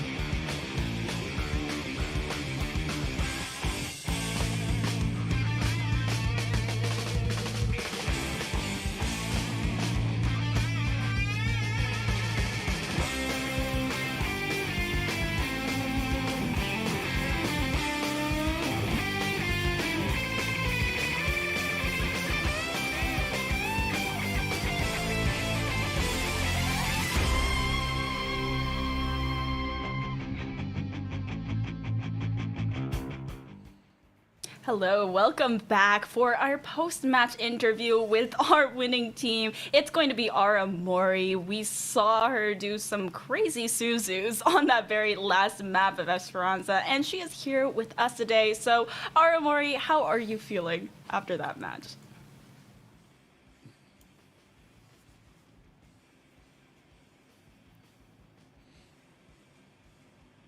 Monkey's game were going to be definite challenges that we've been preparing all week for, so feeling good. And did you have any expectations or certain expectations going into that match? Like, how did you prepare for this? Well, we mostly just practiced the maps that we knew we were going to try to force. So, like Oasis is our pick. So we mostly just played a lot of Oasis today. Like there was one scrim where we just had like we played Oasis just 4 times in a row over and over and over again, and felt like we were just living the same day over and over again. So yeah, just lots of practice, and then we took what Dart Monkeys was playing in stride. Like they played that monkey comp, which was something a lot of other teams aren't really playing. They're playing like the Queen, right? And so I was like, it's time, it's Reaper time. So we pulled out the Reaper. Yeah.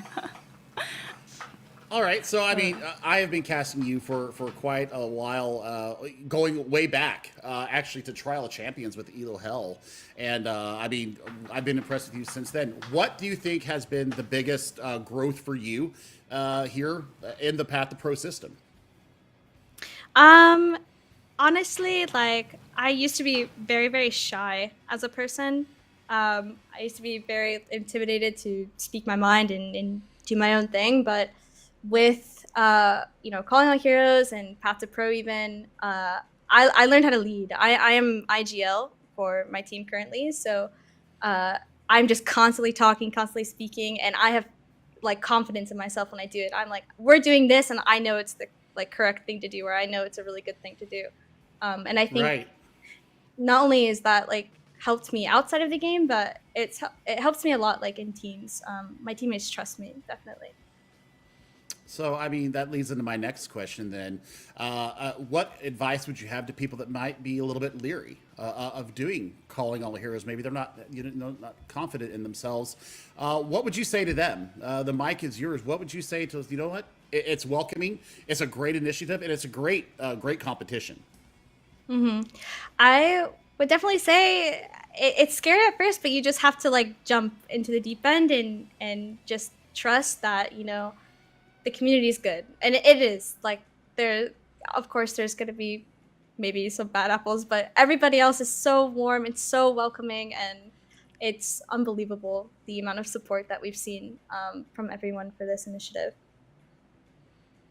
Yeah, that is great to hear. And is there any shout outs that you would like to make at the end of this match before you go? Just all of my team for being incredible, for having mentals of steel, HQ for sensing in the air whenever there's a flank gonna be happening. She can just smell it. I don't know, and for just being amazing people willing to grind. Yeah. Thank you so much for talking to us today, Aramori, and big congratulations in the semifinals and your victory against Dart Monkeys. You're now in the top 2, and best of luck in your next match in the grand finals as well. Thank you so much. Pleasure talking to both of you. All right, well, that's going to do it here. We're going to take a look at the bracket and see what happened on the other side as we saw NYXL Academy absolutely obliterate Timeless Ether. And I thought Timeless Ether was on one yesterday. Well, Nixel Academy just had their way with Timeless Ether, taking them down 3-0. So that is your grand final. It's going to be brought to you by the wonderful Tiny Shiny and the fabulous CB coming up here in just a little bit. But for myself and Tala Epitomes here, that's our time done here on the minor. You have really impressed me. I have had the most wonderful time.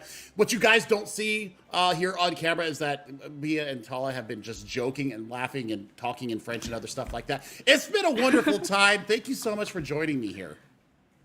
Yeah, this was definitely a blast. I am so impressed by initiatives like these and so happy that they are spreading to so many games and that they're receiving so much support from the community as well. So I'm excited to see what happens in the grand finals. It's going to be CB and Tiny Shiny that are taking you home in the NYXL versus Rift Guardians matchup, and we wish the best of luck to both of these teams. But for us, that is going to be all. They are going to take you home after the end of this break. See you then.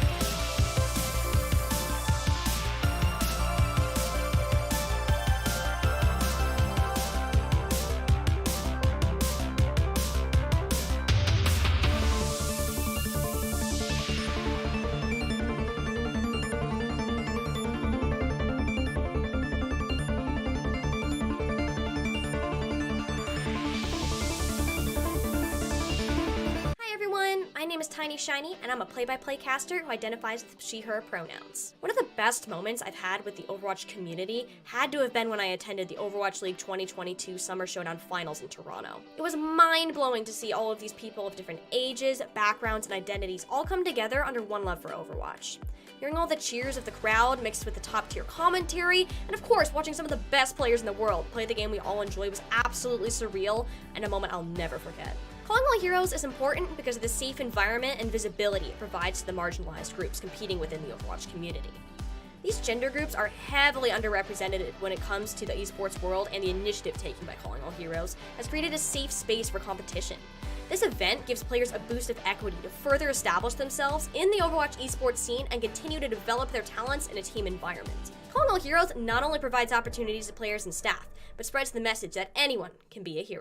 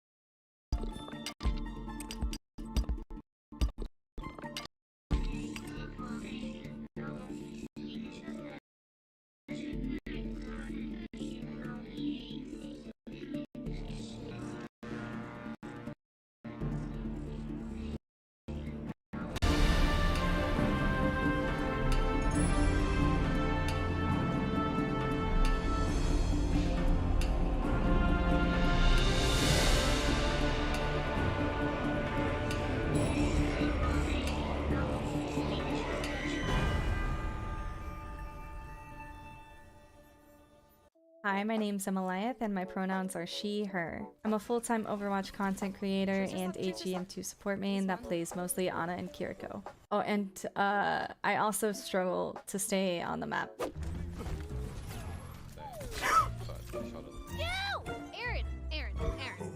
I just think Ramacho's not good. I think, dude, I did it again. In the same exact spot!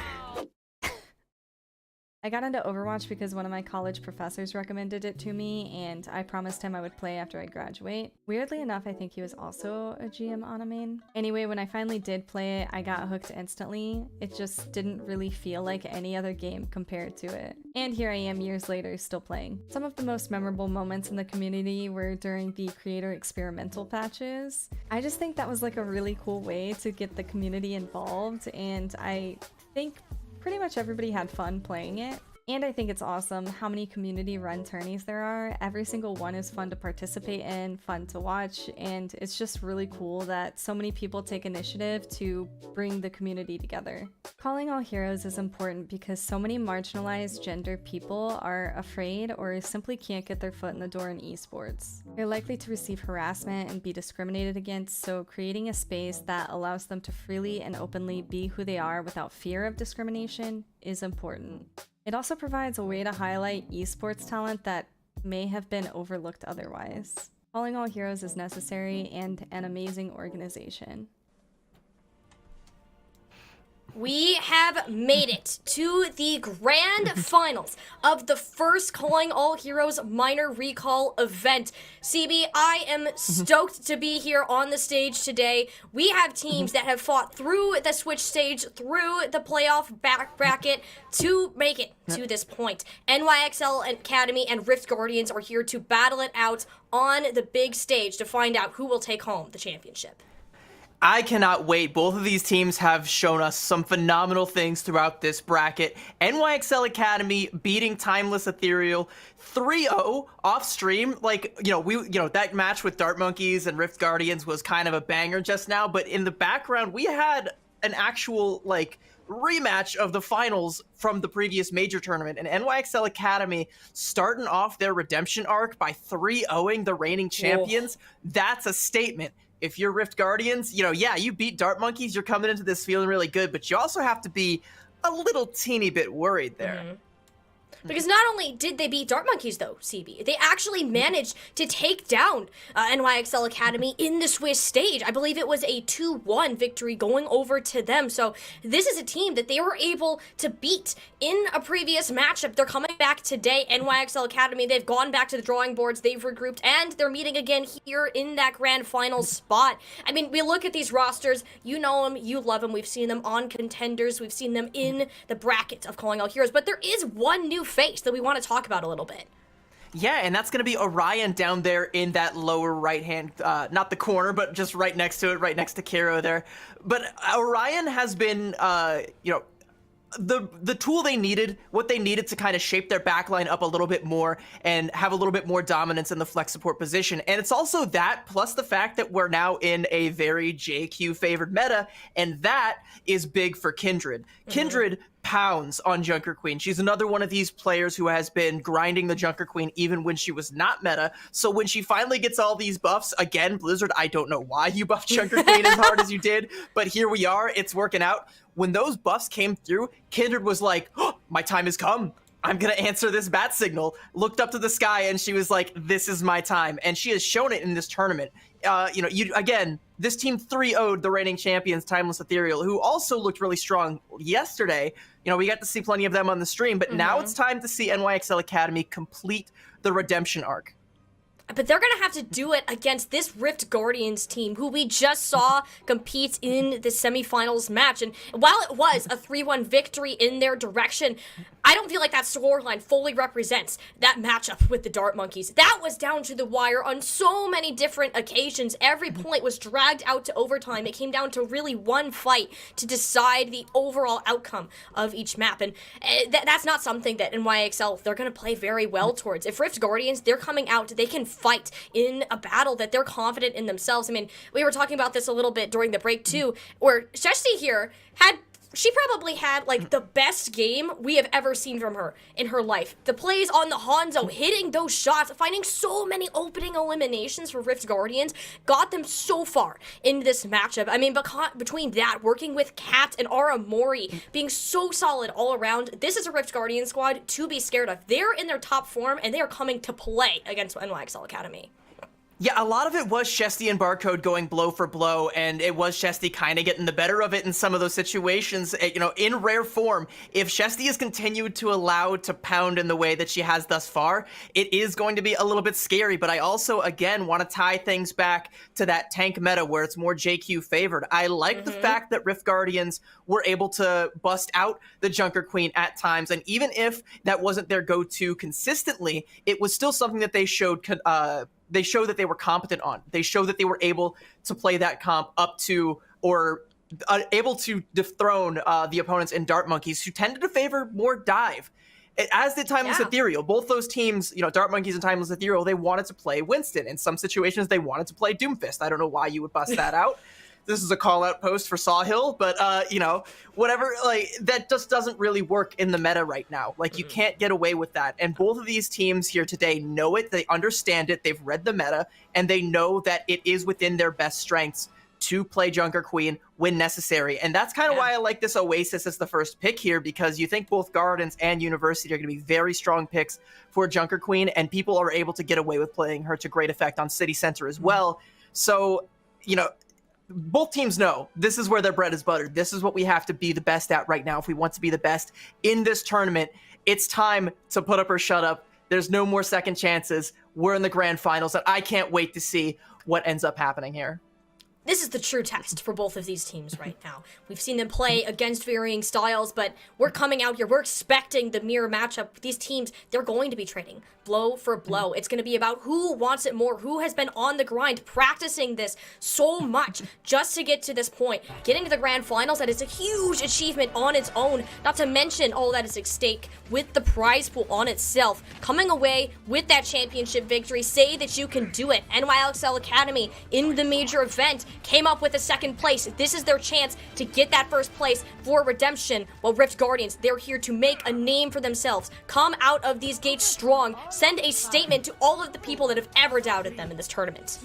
And it's also not even just about the cash prize. I mean, it kind of definitely is at least a little bit about the cash prize, but it's also about the circuit points as Calling All Heroes goes on. NYXL Academy came into this 3,900 to Timeless Ethereal's 4,500. A big win here is going to put them in first place overall going into the next tournament here. So that's what you're going to be looking at as both of these teams start to go blow for blow on the Mirror Ramatra comps up on the high ground on University. I mean, we talked about the Junker Queen, but the Ramatra has been a strong look for both Cat and Kindred, but it will be Cat coming up with the first blow, but NYXL Academy are not too far behind. Orion played a huge part into that fight. Just look at the damage output that Baptiste was able to have. Yeah, and Kindred, I talked a lot about how great she is at the Junker Queen, but she's also really strong on the Ramatra, so even if you're forcing her into this mirror situation, she can still pound on the Ramatra, and we do see it there. There's also a huge boot from Wicca onto Aramori that ends up opening that fight up and ceasing all of the healing operations that were done there, but that's an early pickoff from Shesti that we kept seeing in the previous series, and if she keeps that up, NYXL Academy are going to be in trouble. Oh yeah, Shesti has gone absolutely bonkers in this previous round and shows no signs of stopping. Like, look at the difference in the Dragon Strike charge right now. Shesti is putting in the work, but it can't just be all up to the Hanzo to create the space, do the damage. Orion's coming in, mirroring Ant Matrix. He's on the point of University here. Kindred is getting beaten down into a pulp on the objective. Rift Guardians came back in with a vengeance here, and you owe a lot of that to Shesti's initial elimination. I mean, but the whole team is doing a ton of work. I mean, you still have that Blizzard coming up soon. You're gonna have both the Annihilation and the Sound Barrier.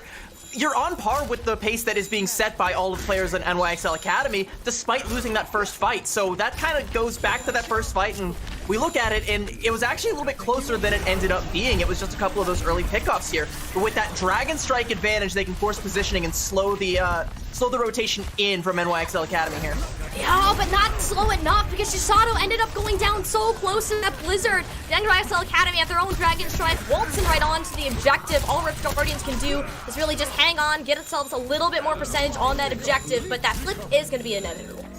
It's a Dragon Strike for a Dragon Strike, but NYXL Academy coming out ahead is going to be massive. Also, that late kill onto Aramori means that only just now can Rift Guardians start to make their approach back to the point here, and they're going to be walking right into a Blizzard. And I feel like on the defensive end, the Blizzard is just a little bit more utilitous. You're going to be able to get a little bit more out of it, and you're going to see both teams actually wanting to draw first blood with it. Both Blizzards laid practically on top of each other, but the Sound Barrier a little bit too late for Cat. Just ended up getting chewed through, so Kindred walks right on through the team. And only gets Shisato with that ultimate, but that's plenty of value to come through. NYXL have to conserve the resources. Yeah, and at the end of this next fight, NYXL Academy will almost assuredly be in one-fight territory, and they'll have time to try and build up the ult deficit that not getting a lot of value out of that Annihilation is going to put them at right now. Rift Guardians having that advantage should be able to swing this fight. NYXL Academy only going to have the positioning that they're going to be able to get from... I was going to say from the Ant Matrix, but from an early pickup onto Shesti, that's going to help as well. Oh, it really is, because now Cat's job got so much harder. Does manage to get Wisp looking for Kindred. The Immortality Field not playing too kind to them. In the end here, ends up going down. The NYXL Academy at that 99% overtime is going to be expended. These early pickoffs have just been the telltales at these fights. We've seen very few full 5v5s heading into this, and it has shown NYXL Academy came with that initial consistency, and we're going to close it out here on University.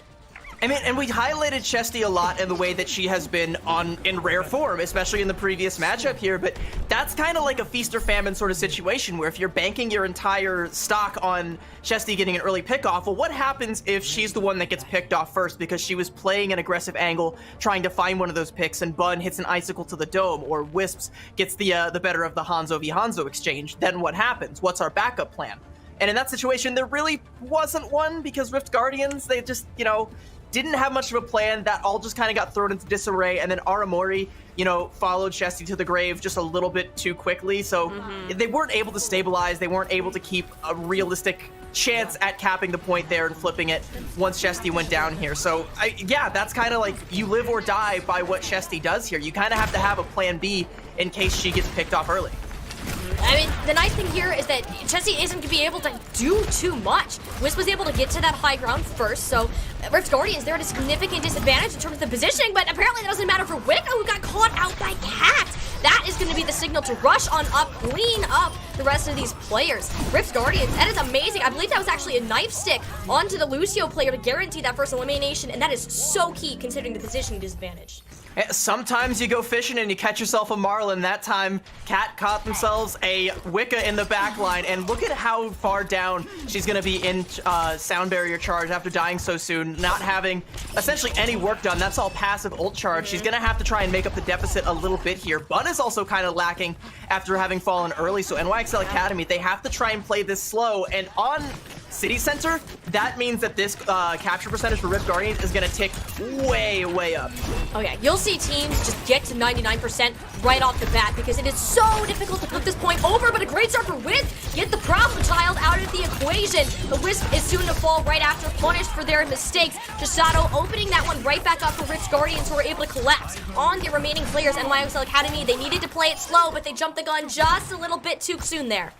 So Wicca closed the gap, but Bun really didn't there, and neither did Orion, so now Rift Guardians are going to be at the ult advantage. You might have sound barriers on both sides coming out around the same time, potentially Rampage if Cat holds on to that one for a little bit, but overall, the Kitsune Rush from Aramori might end up just being the difference maker, and barring that, Chesty is going to have that Bob really soon, and these are ults that can really force NYXL Academy to slow the tempo down, and to echo what I literally just said on City Center, it's going to hurt. This ult percentage, I mean, Rift Guardians after this fight should be in one fight territory even if they blow it.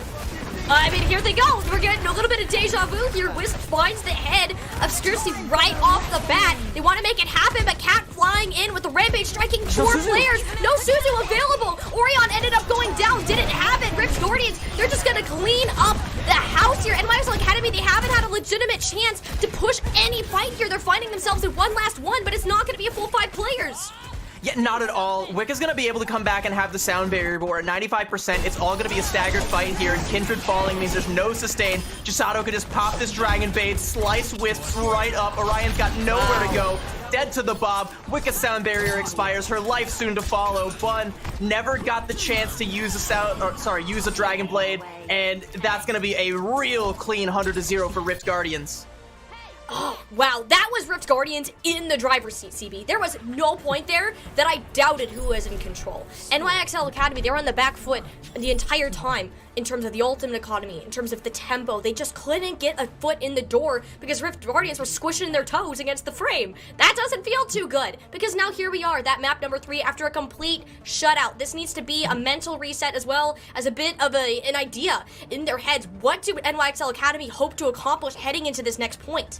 And that also kind of goes back to my previous point where I was talking about feast or famine as it regards to Shesty, but, you know, despite Shesty being the first to fall in a lot of those fights, you're still seeing Rift Guardians, yeah, they actually do have a plan B, and Chisato is that plan B. 13 limbs, that's in 0 deaths, that's quite the stat right there for Chisato. Excellent play for Rift Guardians. So yeah, you do kind of have to have a little bit more in the bag than just taking out Shesty. You also have to take down what comes next.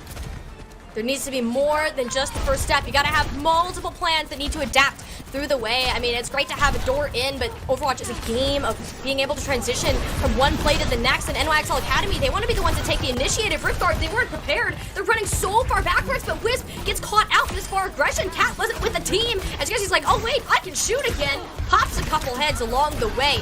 Rift Guardians, this was a huge peel back from them. You can see the comms coming into play with Jono, getting their team out of danger, putting them back into the fight, and they'll get that first capture as a result. Yeah, and it ends up being kind of an overcommitment on NYXL Academy's side where they kind of feel like they have, you know, all the ground. They can be the aggressors. They can try and take that fight into that small little corridor. But the early pickoffs that Cat was able to find make a huge difference in terms of both the Junker Queen ult charge as we stand currently going into the next fight and NYXL Academy's ability to close that early fight down. There's another early pickoff onto Shesty, but as we've established, You dealt with a left hook, you gotta be ready for the right. Well, you know what? Maybe third time's the charm here. Kindred wants to get something done with the Ash player being out of the fight, but that doesn't mean Chisato isn't going to be available to just demolish on the Genji. They've been able to just stay alive. This whole fight has not died, and down goes Kindred. As a matter of fact, Wicco ended up winning the race to the sound barrier, but not in time to save their tank player. NYXL are fighting to compensate for that loss, and if they're able to get Chesty again, they're going to have a chance because Bun just went out and decided to play Sushi Chef, slicing through the opposition. Yeah, they dealt with the left hook, they dealt with the right, and then clapped back with a haymaker. And now Bun is going to lap Chisato in terms of that Dragon Blade charge. I mean, yeah, Rift Guardians are going to have a sound barrier and a Suzu for that, but the fact that they're able to win out in that ult engagement means they're at least going to be able to bleed out some resources from Rift Guardians and give themselves a fighting chance to build back up to some of their ultimates. They're also going to have a Kitsune Rush of their own and a Bob to stall this out. So NYXL Academy, they can even things up and potentially surpass Rift Guardians here, as long as everyone keeps their head down and Chesty does not decapitate someone.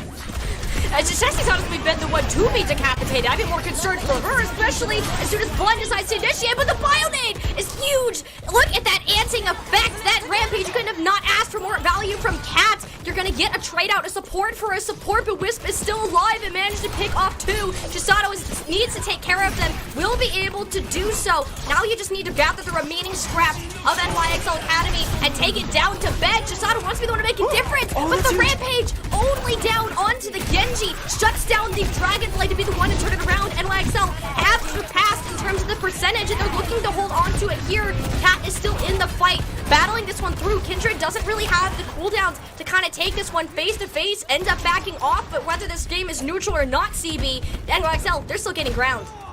Yeah, oh, and a late pickoff there on Zajano as well. Yeah, Rift Guardians, they have to get out. They can't keep the stagger fight going any longer. You lose your Lucio, that's your ability to control the tempo gone. So they have to try and back up. Now NYXL Academy are crossing that 80% threshold, getting into one fight territory. And Rift Guardians expended so many resources to try and win that last fight and came up with nothing. The Dragon Blade from Chisato got completely shut down by Orion. They don't have anything. They have to try and bide their time and build up to something and hope that it's enough to overcome Wicca's sound barrier. That's the thing, Wicca just has this to walk on in. Cat has to be afraid for their lives, don't have the health bar. Scarcity ends up going down. Bud claims the lives of another, looking for a third. Deflex will only delay the inevitable as NYXL Academy, they came back swinging from their loss in City Center to go ahead, recover here on Gordon's map number 1. Will be going over to them. The pendulum swings back and forth between these two teams. This might be a series that has the potential to go the difference, because for every time that NYXL Academy look like they're getting punked out, they are the ones doing the punking. You saw, we go back to City Center. Bun, she never got a chance to build up to a Dragon Blade. It was over too quickly. On Gardens, she says, I don't even need the Dragon Blade. I'm just gonna get the Swift Strike resets, slice dice your whole team. Like you said, playing Sushi Chef the whole time. I love that call out there. That was a great one. But, it's a great turnaround, and in a way, kind of a microcosm for their whole trajectory as a team. The comeback story is real. The redemption arc, that contender season, we forget about that. We start anew right here, right now. But like you said, Rift Guardians, it's going to be back and forth. I want to see more of this pendulum swinging. As we go into the next map that is going to be their pick, I do kind of want to see more of this back and forth. Bun and Chisato, look how close they are overall. You see, Chisato has a little bit more damage and a little bit better of a KD, but that damage is pretty close there. And a lot of that was made up in the back half by Bun there. And again, both these players were playing Mei on University, so those stats would probably be even a little bit more buffed up if we were playing Genji the whole time. But, I mean, this is pretty even. Like, to me, yeah, Chisato's getting the better of it, but Bun's still doing enough to make up the difference and win for her team. Yeah. So I like to see this. I like to see where we're going with this also, because this should be good. And you know what the craziest part about that is? Bun has double the deaths that Chisato has, and was still able to get just as much done in several departments, which is pretty crazy. You can see how much Bun improved, literally took the game into her own hands and said, you know what, this is my turf now, and nobody from Rift Guardians was allowed to touch it. It's like that saying that the flame that burns twice as bright burns out twice as fast. But I mean, for how bright she was burning while she was alive, getting that much work done, I think that's a trade-off you take if you're able to get the dub there, but might be something to look out for in the future. Is like we looked at that matchup, but I also want to talk about the matchup between the two hitscan players here. Shesty we talked about her so much. We talked about how much that she just really just ran over their opposition in the semifinals, and the amount of times that these fights started with Wisp just clicking her head was pretty ridiculous. I mean, that wasn't really the same star power that we've been seeing. I mean, was this Wisp just really starting to show up, get the better of the Ashe counterpart, or is this Shesty starting to fumble a little bit more? It might honestly just be Wisp showing up, because I do know for a fact that Wisp is a phenomenal hit scan player. And I mean, we did see a lot of Shesty popping off in the previous series against Barcode, who is another phenomenal hit scan player. But it might just be, you know, the pecking order that we thought we would see, as, you know, with all these hit scan players, that the upper echelon might just be kind of, you know, in flux right now. And it might be that Wisp might just be closer to the top than we might have previously assumed. I would definitely keep an eye on this player and see how it continues to progress going forward, because there's still time for Shesty to stake her claim and still be, you know, queen of the mountain here. But could really go either way. Gotta keep your head down, because Wisp's definitely had her number for the majority of, especially those previous two maps there. Yeah, that was a lot of Wisp just coming up big, and to be fair, that is kind of all of the value we saw Wisp get. But if you're going to start a fight, just take it immediately to a 4v5. That's an advantage you're willing to push. NYXL, for the most part, did a decent job about conserving that energy and pushing it forward. Sometimes it did take them a little bit longer. They allowed a regroup to come through, which really snowballed against them in City Center. I don't want to see that happen again, especially moving on to a hybrid map where differences like that can mean the end of an entire map. Hollywood has been the selection of the Rift Guardians, which we did get to see a little bit of in the NYXL semifinal of when they played on this map. They pulled out that Junker Queen, and Kindred just looked amazing on it. Okay, I don't know what this pick is for Hollywood. I don't know why we're I'm looking like Charlie Day with the corkboard right now, because so in the previous series, right, with Timeless Ethereal against NYXL, and even yesterday in their matchup, they would pick Hollywood because they wanted to try and favor the dive compositions, right? Because Hollywood is great for those sorts of things.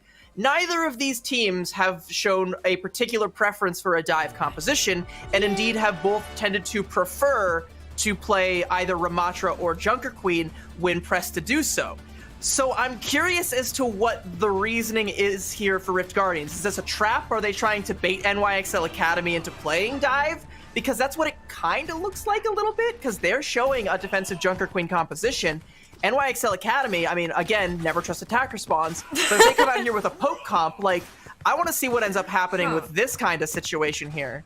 Like, this is all just new. Like, I don't know, like, I can't even fathom. See, okay, your mind can relax. There we go. All right, yeah, all right. So Junker Queen Mirror, this makes a little bit more sense. But also, if this is what we're going to play, why Hollywood Rift Guardians? I have a lot of questions. I would like to see some answers, and I'm hoping that that Shesty on the Ashe is going to provide a little bit of insight into why that might be. It might just be a simple case of put your hit scan on the high ground and let her pound.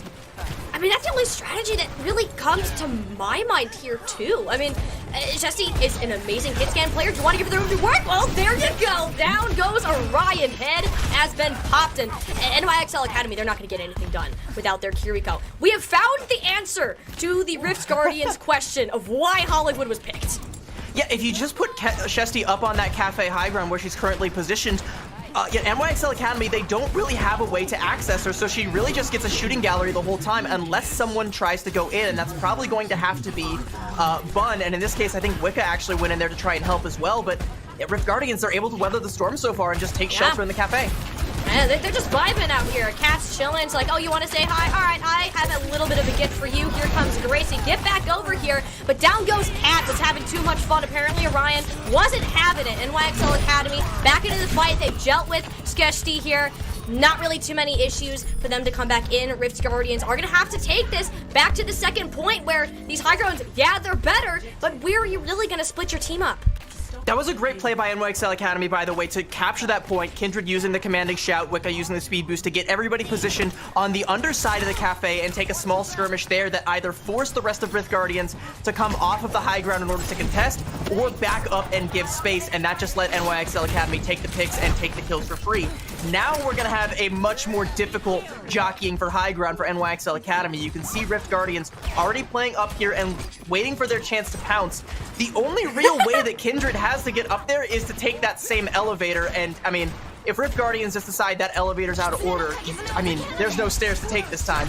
Nope, because they're jumping straight down for the high ground, going skydiving rather. Straight into Kitsune Rush though, which was gonna help him, but Wicca was on point with the sound barrier. Getting that ultimate trade out is going to be big, especially with Wisp falling in the end here, because Chisato will have a much easier time using this Dragon Blade, assuming they will be back for the next fight and Bun doesn't go all sushi chef again here. We'll end up regrouping down to that low ground to help their team clean up. Rift Guardians, they're so split right now. They have the sound barrier out from their own, not gonna be able to do much. If Bun is able to live with that dynamite, they'll be burning to a fiery death, and NYXL Academy, they're gonna be hitting slight roadblock here. Yeah, and I'm not sure I agree with investing that Rampage there, because yeah, you did have the majority of Rift Guardians down on the low ground that could be caught out by that, but Janna was able to respond with the sound barrier. It only realistically caught Cat, so they weren't able to focus the enemy Junker Queen down, and now you have this Dragon Blade coming in and nothing to counter it. Nothing to counter it, but you know what? Carnage is pretty good. You'll take that. The amount of pressure onto Chisato. If that's not a Dragon Blade, I don't know what is. It's like, there's not a worse feeling than that target being placed on your back, 5 players with a deadly stare looking at you. It's not a good thing, but I mean, Chisato didn't get anywhere. Bond has one of their own, and here they go in right now. She's coming out with his vengeance, wants to get more than their Genji counterpart with deflect forced out early. Beautiful Suzu timing. Look at that. Aramori saved 2 of their players and managed to get both supports on the way out. NYXL Academy, huge investment from the Smeevy, but they're coming up with absolutely nothing as a result. Wisps invests the Bob here. I'm, again, a little puzzled as to what that one is about. Maybe a hero swap coming out. If not, I still want to know what the game plan is here, because you see NYXL Academy, they keep trying to take that elevator to get to the high ground. You have to either do that or force Rift Guardians to play on the low ground and then strike, but you know, they're not really able to successfully do either, and when they think they have an opening, they want to invest in it, but it's just not bearing any fruit. So, you know, what is the game plan here? You have a Kitsune Rush. Is it going to be take the elevator and just Kitsune Rush into the enemy team? Because, you know, there's going to be another Kitsune Rush on the other side that can just clap right back and force you right back onto this low ground now. And that's the hardest part. This is why dive is so prominent on this map. It's because there's just so few ways to access that high ground. NYXL Academy, they're running out of options. They're pushing that payload just to try to force Rift Guardians down, eventually build up a little bit more of that ult charge. The main things they have here, these support ults, are going to tell the story of this fight, specifically these Kitsune rushes. If Chisato doesn't cut off, major extension here. Wanted to find both supports, but gets met with 2 players. The healing is there to keep him alive just for a little bit longer. Chisato has to fight within both of the Kitsune rushes, spikes down on the objective, but Cesti is back with a vengeance. Wisps won't be finding her head any longer in this battle. Kindred still decides to commit this Rampage in, and that's just going to be enough to turn it around. Jono barely has any help to suffice with. Cat finds themselves way off in the backline. Nothing really to follow up on here. NYXL's persistence, just forcing the point, taking the damage, has bought themselves more time, more distance, and eventually they weather the storm. And that was the right option. That was the answer to the problem that they were having, is you don't even try to take that high ground, you just circumvent that entirely, push the cart past to the point where Rift Guardians have to drop. Shesti doesn't drop and is able to pick up a kill there, but NYXL Academy are ultimately unfazed as they have the resources to take that fight on the low ground, and they're willing to expend them to get the point here. They have to expend heavily, but you take that for a point cap here. So maybe this fight is a little dry and you try to bleed some of Rift Guardians' resources out here, but if you can continue to force their positioning, you know, you can still make some more ground here, get that cart ever closer to the end. You'll be satisfied with an econ push if you're NYXL. Rift Guardians, on the other hand, they gotta be careful what they're pulling out here. It's gonna be that Rampage to kick us off. Wicco and Kindred's the only ones hit, but Orion, the one to fall. Plenty of value to be gained, that quick reset just with that Rampage out. Look what NYXL were able to gain just from taking that dry. Yeah, you absolutely take that, because now you have both your DPS ultimates out here, and Wicca is, you know, still a little bit of ways away from that sound barrier, but she can do enough work to get that in and match Jono here, and that'll pretty much put us at parity with these 2 teams. So yeah, that one eco push and just getting one ult out is everything, because now, even playing ground, and that's where NYXL Academy, in theory, should be the stronger. In theory, yes, but they don't have Wisp to start this one out. It's like the tables have been flipped, and Wisp has had a target on their head the whole game, hasn't really had a chance to get much done. So the Rift Guardians, they've been able to stabilize along this objective, and we're looking at mirroring Dragon Blades and Sound Barriers, ideally used to counter the other out. Bun getting aggressive, Bun to cancel it out, but Jono barely touches the ground there. Everyone has that overhealth. The Dragon Blade completely negated. Chisato wants to take one for their own turn. Wicca Sound Barrier, though, didn't end up hitting. There was no shields provided. I'm not entirely sure how that happened, but either way, that Dragon Blade didn't come with anything. We're back to ground zero, but Aramori wants to make this one an even fight, giving that advantage to Rift Guardians just in time so Orion can buy the time. Wait till this expires, and YXL, they're gonna push back in right here, right now. They've played the patient game. Now it's time to pay it off. Down goes Jono, can't win in, but just too late. No health remaining. You had to go for it there, but you had another contest remaining. Rift Guardians, they just really threw away any chances of a recontest. Coming back in, NYXL Academy, the team kill bell ringing on through. They're marching this payload home. 23 seconds on the clock of a Hollywood completion. Cat just really trying to go for the Hail Mary play there with that last rampage, but it just gets completely negated, shut down by Kindred, and I don't even know that it would have borne that much fruit again, because I think Orion still had the Suzu. I'm not 100% there, but regardless, NYXL Academy was still at full strength. They had a phenomenal disengage through Aramori's Kitsune Rush, where everyone from NYXL Academy backed up, waited till they were at full strength, and then struck with their Kitsune Rush, then came through with their Rampage after Aramori had nothing that could have been, that was available. Jono falls, everyone else starts to bleed out, and Cat is forced behind the 8-ball, where the trigger has to be pulled. You either go for that Hail Mary play and try and make something happen, or you end up just giving up the point. And they do end up giving up the point with 23 seconds. That's not the end of the world if you're Rift Guardian. Something I like to talk about a lot on hybrid maps is how these overtime rounds can shake out. If Rift Guardians are able to capture at all, even in OT, we do get extra innings. It's one of the cool things about hybrid that, makes for those crazy comebacks here. And the way Rift Guardians are playing, I wouldn't completely rule that out. They seem to be, at least on equal footing with NYXL Academy in terms of this Junker Queen mirror composition. And I really have to give props to Cat for showing up. It didn't appear that way in that last fight, but again, they had really no other option but to try and use that ult, because you saw, they swapped to the Doomfist for the contest anyway. You weren't going to get another chance to use that Rampage effectively.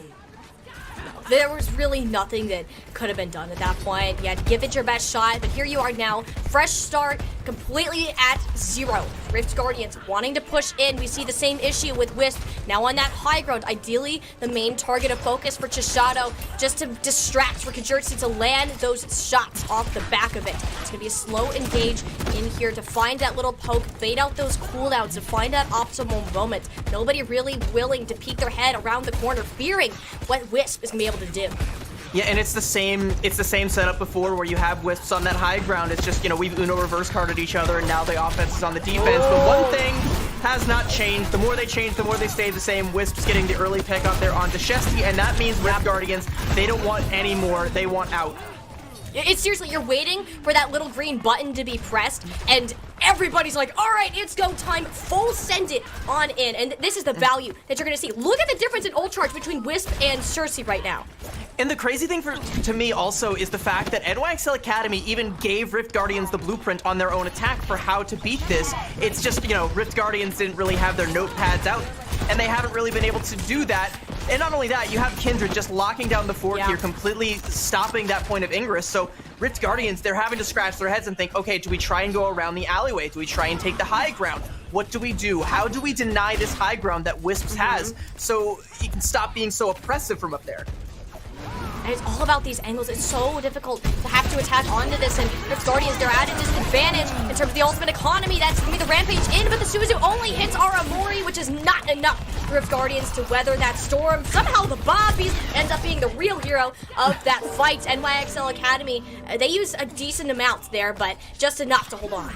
Yeah, I will absolutely trade a Rampage and a Bob in order for having all of your other ultimates out here, still having the ult advantage. Aramori investing that Kitsune Rush and not getting much of anything is the more worrying thing here, because again, Rift Guardians are the ones that have to make a move here, and NYXL Academy, if they continue to take the initiative, which the Kitsune Rush allows you to do, then, I mean, again, Rift Guardians, what do? How do you respond? You have to play more reactively than you want to when you're on the offense.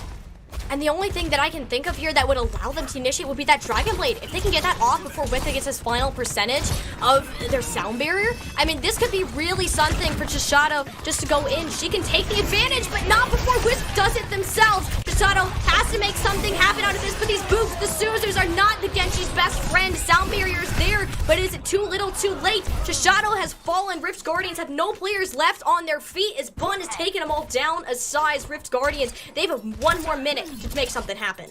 And we were talking about Wipka's beat. What about Jono's? Jono also used the sound barrier and it wasn't able to counteract Bun's Dragon Blade. So again, NYXL Academy, they have the Kitsune Rush. They can still be the aggressors here. You know, yeah, they have the, Rift Guardians have the Bob and the Rampage here, but this is where we're starting to look at potentially an OT cap, if at all.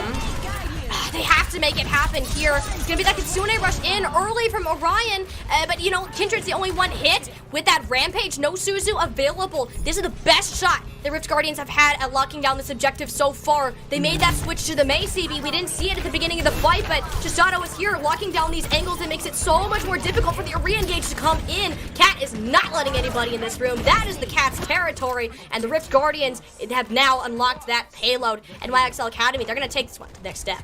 I do really like the Mei swap, but yeah, it's not gonna be worth it on point B. So I like the Tracer swap as well. These are some great plays coming out from Chisato now, and that's what ultimately does unlock the point for Rift Guardians. So now we're at that same situation where NYXL Academy can control the high ground, and Rift Guardians again have to be the ones to dislodge them. But I think the Tracer is gonna be a lot better than the Ashe and the Genji that we were seeing before, because Tracer can kind of zip around, use the elevators from either side, go for an early flank here. But do you even need that? I mean, Bun got punished on their flank, but that pick from Kindred is infinitely more valuable here. Yeah, Rift Guardians, they lost that frontline battle, and I think that's the one disadvantage they're going to find with running the Tracer, is that they're taking these 4v5 in the front. You said Bun got punished. I would have said Bunished, but that's just because I'm more cringe than you. But regardless, just a little bit. Regardless, NYXL Academy were able to find the early pickoffs that ended up making that not even really worth it. Bun is going to be back in the fight and able to access the high ground again and be with the rest of her team to strike with this Rampage that Kindred does have. So whenever Rift Guardians fall into that trap, it's going to be sprung, and you got to look at Aramori to be the one with the counter. Aramori, as this Kitsune Rush wasn't able to get the value out of it last time, though. We need to see that change next. Aramori is going to be the one to set this pace through. There's not a lot of time for Rift Guardians to make something happen, and NYXL, they got the high ground under lock. You're taking damage just through the point, keeping them distracted, inching this payload forward, just meter by meter. Once you see these drops start to come through, that's when you're going to find that opening, but then again, Sursti goes down almost immediately. Wisp has been on point whenever they're on the defense. That high ground advantage has been simply too much for Shesti to handle. Rift Guardians, they're down a player, a minute remaining, and Amara Mori decides now is the go button. 4v5 here to make it happen, but NYXL Academy, they have ultimates galore, holding onto the back line. That sound barrier negates any extra damage coming on in. Rush is the name of the game here as Kindred strikes at full swing, backing off after the hit of the Rampage, but this isn't going to be enough for them to go through. Guardians, they've expended all of their major resources. Jono using the sound barrier. Oh no! Cat is gone. There's nothing to be gained here. CB, that was their last chance. Yeah, and they don't even try to take a fight because there's no time to do it. By the way, NYXL Academy, they know what Rift Guardians are trying to do. They're trying to do the same thing that NYXL Academy did on their attack, where they just push the point and force everyone off the high ground. But Kindred is able to stay down there and prevent them from doing so, be a nuisance, and force Rift Guardians to expend resources. And that's when NYXL Academy jump down on top of them and take that low ground fight. You can see right now they're just going to go ahead and let them push it a little bit further, but now it's time to expend, and now it's time to use this ult bank to just win.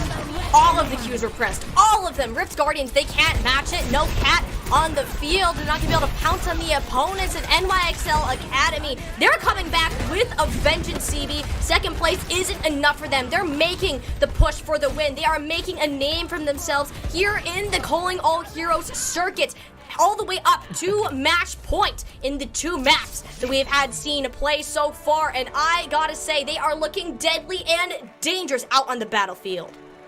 Kindred looks so confident right now. She is just locking down any potential point of anger that Rift Guard wants to take, whether it's in the Junker Queen mirror or in the mirror. Case may be, Guardian simply League cannot rotate, they cannot make progress unless they go through Kindred. She is the guardian of the Guardians. Just feel in order to keep her alive and force Guardians to counter-invest to make her unalive. It hasn't been successful. And again, we go back to that situation where it's like, you know, we have Wisps on the high ground versus Shesty on the high ground. Well, NYXL Academy, they just circumvent the high ground altogether, and Shesty's not able to get any pickoffs. Whereas, you know, Rift Guardians aren't able to do that to the same extent. They're not able to make effective use of the commanding shouts. They're not able to be as strong and as confident in their Junker Queen play to make those sorts of plays. So Wisps just continues to have a shooting gallery where they can constantly hit these headshots, shut down Shesty, and pretty much take away Rift Guardians' plan A. I like the plan Bs that they're coming out with, though. I like the Mei swaps. I like some of the Genji play that we're seeing. Some of the blades could use a little bit of work here, and the timing on some of these sound barriers and other ult investments still need to be shaped up here. But for how strong of a Swiss stage this team has, this Rift Guardian squad has had, I expect them to come back with something. I expect them to have an ace up their sleeve at some point in time.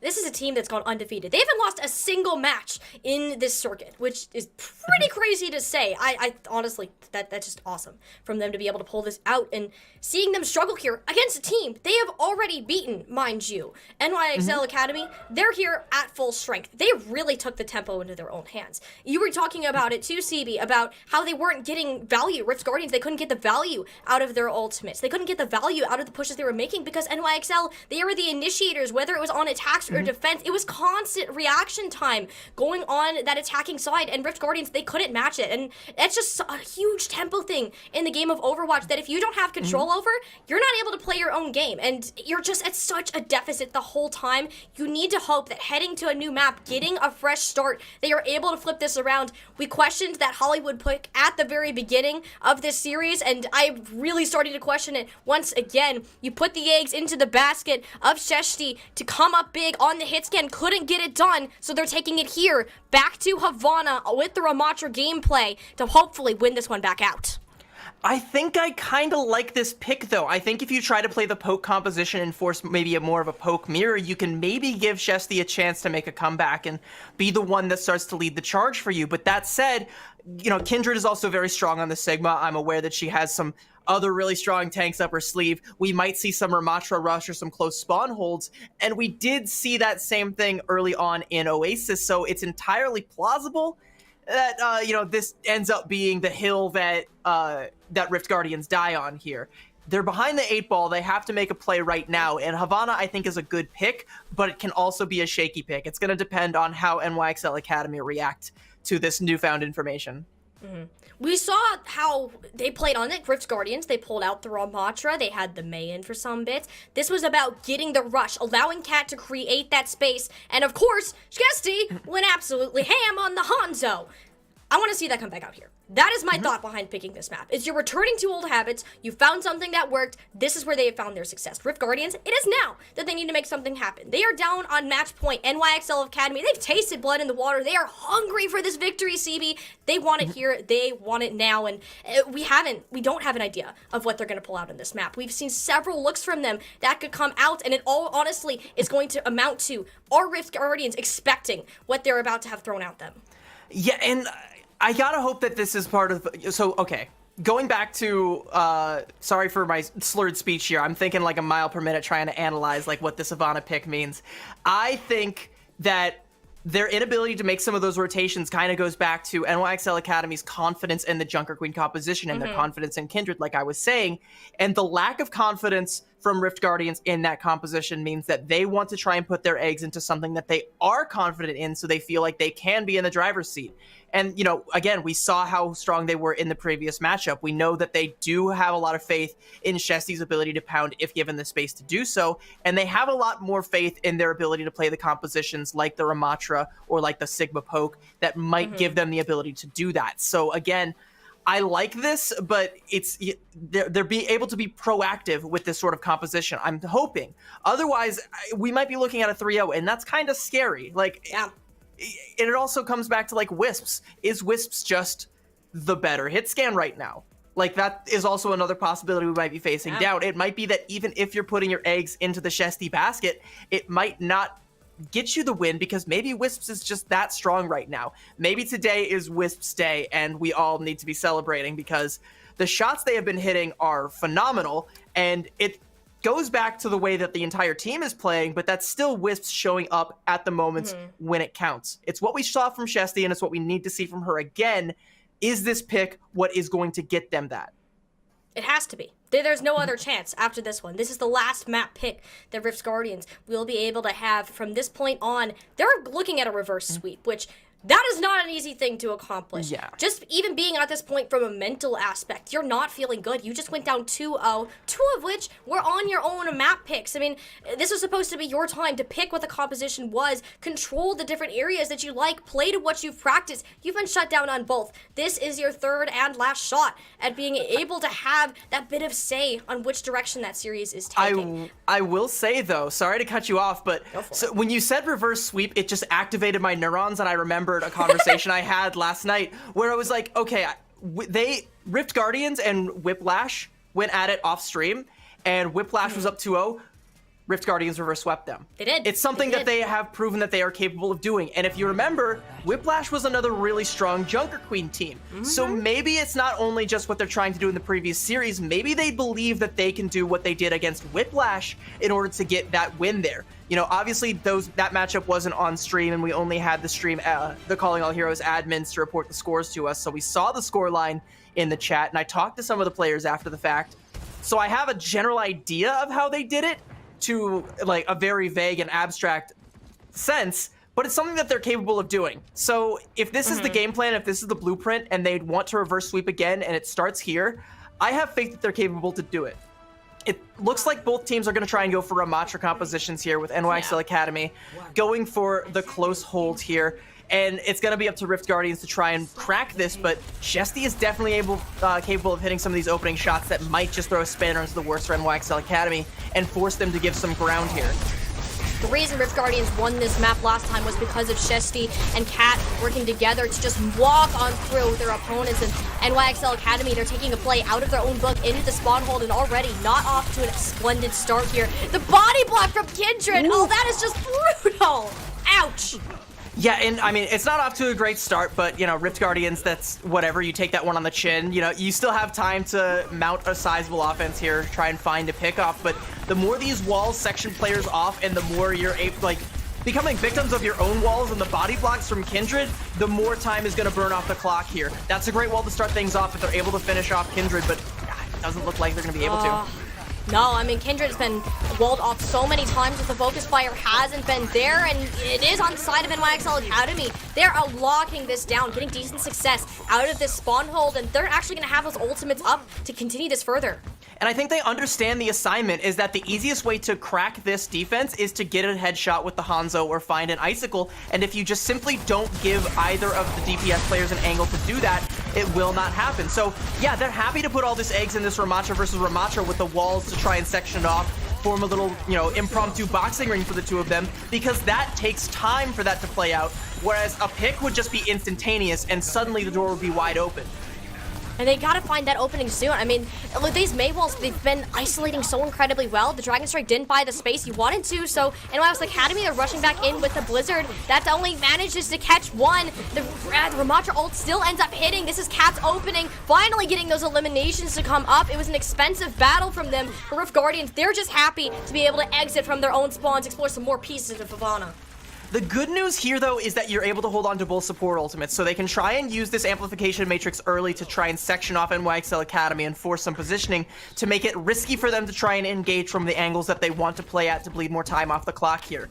If you're Rift Guardians, you have 2 minutes to try and build up to something else that can net you the fight here, and you have to find an answer for Kindred's annihilation. So that's your assignment. Do you understand? Are you able to accomplish this? Let's find out. That focus fire, it needs to be on point, or you have to be willing to commit this sound barrier, something to stop this from happening. It's actually made the sound barrier for NYXL Academy, but too little too late as their DPS have fallen, losing their respective duels. Rift Guardians, they're coming out to play. Once they've gained that momentum, they're starting to snowball this one on forwards. And a great way to counter Kindred's Annihilation is to make it far too costly for her to pull the trigger. Wicca, unfortunately, does invest the sound barrier, but I guess because Jono does as well, you're kind of okay with that, though you would like to have that in the event that Chisato gets a little bit more work done and builds up that Blizzard. Regardless, though, Rift Guardians are able to capture point A, and that is absolutely massive, and they have a pretty decent time bank to work through the distillery here. Again, that Annihilation is still in play on the field, and kind of has to be the thing we focus in on. How does Kindred use it? Is she going to be given a chance to use it? And is that just what NYXL Academy want to engage with here? Yeah, I want to see Kindred use it here because these walls, now that you've baited them out, you basically have this free quarters holding at this point. Nirvana is going to be big, but the focus fire's there. Look how low Kindred ended up falling. Everybody on Rift Guardians is holding that S key with a passion, and it ended up working out. Kindred got shredded through the backline. That is Rift Guardians coming up with the shutdown necessary, and NYXL failing to compromise on their win conditions. That's also a phenomenal Dragon Strike from Chesty there that ends up punishing the overcommitment from NYXL Academy. Everybody from Rift Guardians disengaged from that Annihilation, played back, use the Immortality, use the walls, use the shield, use everything you can to put the distance there and bait Kindred into the trap, and then it's sprung. There comes the Dragon Strike, everyone falls. Now Chisato with the Blizzard though, but Wisps! Oh, Wisp manages to catch out the Mei. The follow-up isn't there, but thankfully Wisp, the only one frozen, is able to kind of slide down that staircase like a little water slide out there. It's going to be okay to fight another day, but Bun certainly not! This is Jersey, this is she coming back up! We needed to see her start to pop off, hit these shots on the Hanzo. Hasn't been done so far, but actually gets caught up by Wisp, striking right back, blow for blow, matching what their opponent was able to come out with. NYXL Academy narrowly managed to hold on to the second point. And if we go back to the early fight where the Dragon Strike was invested, that ended up letting Rift Guardians take the high ground and take the forward positioning, but with that one arrow from Wisp, it's now taken away. Chesty was no longer able to hold that, no longer able to be a threat, and now NYXL Academy have this oppressive high ground that Rift Guardians have to dislodge them from. They have an Annihilation of their own, but they have to get Cat up there, and I mean, I know cats love to climb and they love to jump, but you gotta be able to get them up there to pop this ult, and you also have to worry about the Blizzard coming out from Bun. There's so many things right now for NYXL Academy to be able to put this one to bed, and Bun wants to be the one to initiate early. This Blizzard isolating this choke would be huge, but I think Rift Guardians, they've identified that fact. They're not willing to push through that point. Cat wants to get up to this high ground after getting so rudely knocked off the back. It's knocked up again! Nope. Wicca just says, nope, yeah, nope, Listen, not me, today. bad, off the counter, no, stop knocking things over, get off.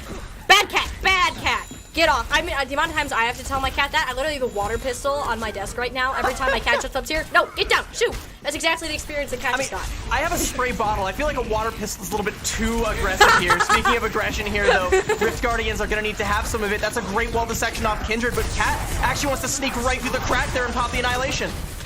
Moving right up on, finding that little opening that's necessary, but Cat is getting focused down heavily. The sound barrier had to be invested just to offer a little bit of barrier in between. Nice body block coming up through the Mei, but does Cat have enough health to sustain? This block is coming in big, 60% damage mitigation. It's going to be enough, but now the Macho ultimate from Kindred coming on the other side. Want to annihilate the opponents, but completely zoned off. NYXL Academy, they're committing heavily into this CB, but somehow, some way, Rift Guardians have managed to hold on to their lives and even grab Orion off the back of it. Chisoto making these final last seconds of the second objective count to give them that little extra boost to push through these final gates. Beautiful play here from Rift Guardians. What a way to hold on. Yeah, and Kindred, when she pops that Annihilation, there's just too much pressure on her that she can't push forward to make any use out of it. So Rift Guardians, they're comfortable to just disengage a little bit. That's a beautiful wall to just stop the contest here. That's an easy point B cap here for Rift Guardians. You'll love to see it. They're still in the fight here, but now there's going to be a real close fight here because Kindred wants revenge for that last play. Kindred is already up here, but getting isolated, and that Nemesis form is about to expire. Has to get back to the team quickly to be able to reset, keep their life. NYXL Academy doing the right thing by opting for a close hold, but ideally they have to find a way in here. Bund is going to come up with that win condition of that Blizzard here shortly, but holding on for a little longer, taking the time to build up that ultimate charge. This neutral game is so incredibly important at the time we are currently at. Wicca, Kindred though, finding them right in the back, but Wicca doing the damage. Shesty getting nothing with that Hanzo. Everyone else trapped between a rock and a Ramatra here. Not getting anywhere too far fast. NYXL Academy, they've locked it down, but Rift Guardians, they're coming back with a vengeance. That's a lot of aggression to go in to try and clean up Aramori there, and that's going to end up buying them some time. And now we're at a spawn hold situation here. Yeah, so everybody who dies on Rift Guardians, sure, the spawn point is right there, but NYXL Academy didn't lose anything, and they gained everything. Look at their ult economy. It's going to be quite the uphill battle for Rift Guardians to get out of their spawn here. I hope they brought their climbing shoes, or this might be where the cart stops. Oh, this is going to be so hard. This point, they've got at least 2 more fights they have to pull out, but they first got to start with winning the one at hand, breaking through that spawn hold. They have the tools to do it, but NYXL, they have more, and Kindred is out for blood, marching into the spawn. Sketchy didn't know what was coming. Kindred fights another one, just out of the pure aggression. Suddenly, Cat finds herself all lonely, no friends left to keep her alive. This is where the payload is going to stop. Nice spawn hold from NYXL Academy, stabilizing at the very end. Rift Guardians, they gotta take it for what they've got, because that win condition has been set. The cart stopping there presents a pretty sizable problem for Rift Guardians, because they can hold on point A and they can hold on point B, but you no longer really have the space for Shesty to be able to play that long sight line that you get on point C of Havana that can make her that oppressive presence that they were really hoping to have on their defense here. So now when NYXL Academy, if they push through point C, it's going to have to be a similar spawn hold in order to stay alive. And I don't know if I like Rift Guardians' close range brawl game. I like their poke composition, and I like the way that they're able to play when Chesty's able to hit these headshots from distance, but you know, it's really only Chisato that's able to win the close range game, and we haven't really seen quite enough of that. We're not really putting Chisato in situations where that's the beneficial play more often than not. So Rift Guardians, they're going to have to bleed a ton of time off here with the spawn hold that, of course, NYXL Academy know is going to be coming. And not only that, they have to try and get a point A or point B shut down here. They can't let them cap point B, or NYXL Academy, they just take this. They do. I mean, this is something that Rift Guardians, they picked this map. They have the confidence that they can succeed, and I think a lot of that is going to stem from here on this defense. How is this spawn hold really going to pan out from them? NYXL Academy, they know what's coming. It's a play from their own book at this rate. Chisato, though, doesn't get that wall off in quite the way they want it without that cooldown in play. Kindred decides it's their time to walk in, try to find this opening, but Skeshti has locked down their main source of damage into the spawns. So there's not a lot of pick potential on their side. Rift Guardians took heavy advantage of that, are going to win this first battle out, and this is Chisato getting that room that we needed them to have, CB. Yeah, Wicca, I mean, also almost got some kills there. Had she gotten that kill onto Chisato there, that might have been the end of this hold here, but Rift Guardians able to cling on by the skin of their teeth there and keep this going, continue to bleed more time. We bled about a minute off. We need to do that again in order to match what NYXL Academy did on their defense here. The longer these fights go, the more it's going to benefit Rift Guardians, though. So even if they don't get early picks, that's great, but getting picked early is awful.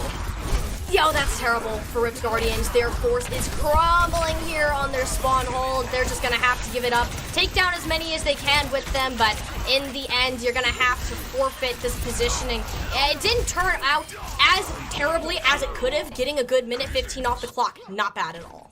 Kindred beat Cat to the annihilation. Despite being oppressed in the spawn that entire time, Kindred was able to get more work done than Cat and build up to that annihilation faster. I don't know if Rift Guardians are going to have scouted that out yet and might not be aware that she has that tool. It's likely they know Bun has the Blizzard and they need to try and do some work to build up to the sound barrier to counter that, but they're not going to give them the time. Bun, she wants to go in now. Talk about an element of surprise. Nobody checked the radar today because there's a blizzard up there, Rift Guardians. NYXL Academy completely caught them by surprise. Thought they had the high ground locked down, but Bun is just going to go ahead single-handedly take NYXL to another fight win. The good news, though, is Rift Guardians don't invest in that, and there is still time for one more push here because they took that fight so early. They just have to get someone in with a touch. The bad news is that Jano was the last one to fall, and that's likely the easiest touch that you're going to get. So Rift Guardians, it's going to be tight, but they have to try and go in here. It looks like everyone's ready to go, and they're about to pounce on it. It's time to go.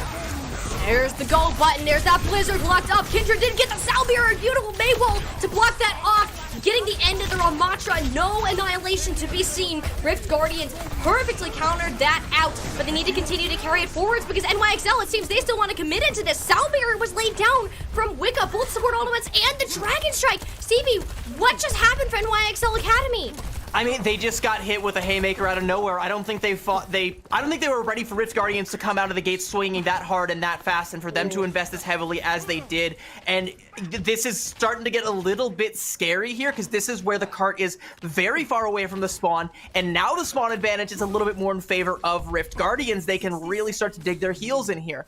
They only really have a Dragon Strike to do it, and Kindred is going to have the Annihilation, so ult-wise, you favor NYXL Academy, but an early pickoff from Shesty, or indeed isolating with this Dragon Strike and finding a pickoff onto Wicca or Kindred would be phenomenal.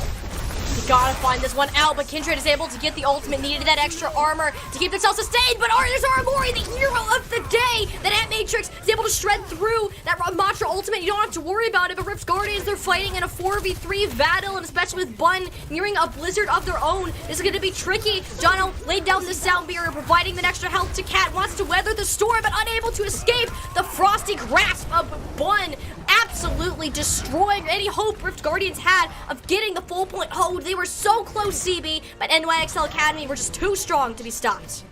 You've heard the phrase a day late and a dollar short, but Jono was like a day early and having too many dollars, I guess. Decided to pop the Sound Barrier before the blizzard from Bun came out, so she was just able to mop up with that ultimate. I liked the Sound Barrier for a split second, but once that blizzard came out in response, I was like, oh no here. Good news is, again, Rift Guardians are going to be able to control this high ground and take the fight here and not give it up to NYXL Academy for free. So this is where Shesty might have some angles to try and find some headshots. Chisato might be able to find a blizzard, and indeed that's what they're going to go in with, but Chisato falls trying to cast it. You gotta find the shots on that. Thankfully, you have somebody named Shesty, and she is her on the Hanzo, able to clean up the house, compensate for the loss of the Mei. And you know what, NYXL Academy, I think they're okay with taking that loss here. Yeah, I mean, and they're going to have the amplification matrix, but they don't really have a position that they can reliably put it down to pressure Rift Guardians and take any positioning here, because Rift Guardians have the oppressive high ground, and they have the ability for Cat to stay here on the low ground and continually pressure the rest of NYXL Academy out, and unless they can section them off and take Cat down with a Mei wall, not quite like that Mei wall. There's not really a way to dislodge them. But they got to the high ground, CB! You were questioning where that Ant Matrix could. It was a surprise attack. Orion managed to walk their way up to the heights. NYXL Academy wrapped around, forced the positioning off Rift Guardians. That Maywall really just left them confused. They didn't recover in time, and here they are again. NYXL Academy, they got the positioning advantage. That's kind of the one drawback to having Cat playing on the low ground there, because you don't have the Ramatra to be on the high ground to bully NYXL Academy back, so they can just say, no, we don't really want to play with you right now, Cat. And they can, yeah, like you said, just wrap around on the high ground, pop the Ant Matrix, and force Rift Guardians positioning that way. And now they have an ult advantage to jam this cart into point B. Rift Guardians, they have to find something to make a stand here, because this is where NYXL Academy can just win it outright if they get this cap. They really can. They have to find that win condition. It has to be shutting Wisp down, not allowing that Overclock to come up with any value off on the back end. Looks like they're able to kite it in the small room, but they're down in health, but able to survive. Sound Barrier in play, letting them escape. Wisp has fallen. NYXL Academy, they're running on fumes right now. They need to bust it up. Several ultimates, several Qs have been pressed to clean the floor. If they can get this point capture here, this could be big. Cat had to come up with an extra annihilation, but suddenly they're still down in numbers. The commitment was there, CB. They knew this could potentially be the last fight, but NYXL did as well. They're taking it. They're going to grab it in overtime. Now the question is, can Rift Guardians get there in time? Just barely, but the problem is Cat was the last to die. No. Your tank is not there. There is not enough presence. Kindred can just march forward, and Rift Guardians won't have any chance to contest. Cat has to swap to the Wrecking Ball to try and get from the far spawn to this golden box of victory. These precious few seconds where the cart hasn't started moving yet, that's Rift Guardians' entire lifeline. They have to make something happen right now. There's no more time. They don't have time, and they don't have her on mantra. Cat had to be forced to move to the Wrecking Ball just to have a tank here in this final shot. Chisato, Blizzard chucked into the backline, which is huge. Gets rid of the mantra. That Ant Matrix isn't going to find any value, but everyone's able to live another day. It's too early. You're right, CB. The Rift Guardians, that was the only card they had left to play. Now all they're doing is relying on the stall to come through, but Wisp and Bud have shut it down at the bud. Nothing left to be shown from the Guardians of the Wisp NYXL Academy. They have the payload under blocks 3 meters separating them from their own victory. That championship is in sight. They have to get through the stall, get rid of the wrecking ball, get rid of the Tracer coming in. These players flying at all angles, but NYXL Academy, they have done it. They have proved the doubters wrong, and here they are, champions of the Calling All Heroes Recall Minor 1. Back-to-back 3-0s on the day and taking the championship, taking the crown, your Loadscreen Recall Minor 1 champions, NYXL Academy. That is how you make a statement. That is how you make a redemption arc happen. This is just the start, honestly, for this squad. With the circuit points they're gonna get from this, they will almost certainly take first place overall going forward in the rest of the Calling All Heroes tournaments. But even just today, we don't even have to think long term. Let's just look at the right now. This team is the right now. They are going to be feeling themselves. They are bouncing back in a major way. And oh my lord, when it comes to the next major, they better be ones that you watch out for. They have hit the grind, CB. You can tell. Not only did they beat the previous champion, the one who shut them down, Timeless, in the semifinals, they came in, they had the confidence to come out big today. Here they are, 3-0 against Rift's Guardians. Even a comeback from them, they have proved everyone wrong who has ever doubted them in the Calling All Heroes scene, and this is such an important victory for this team to be able to hold out here today. And, you know, we've talked so much about how these players individually come together, but as a whole, as a team, when they were on the same page, they truly proved that they are the better squad out there, and it all started with Kindred. Look at the statistics coming out from the damage side. While it was very close on both ends, there was just some things that could not be countered out, and it really ended up harming Rift Guardians. They couldn't get the recovery that they were hoping for. The reverse sweep shut down, unable to happen. And I like the Havana pick for Rift Guardians. I thought that really gave them a chance to play to their strengths, but it seemed like when the chips were down, when the fights were at their most even, is when NYXL just proved to be the best.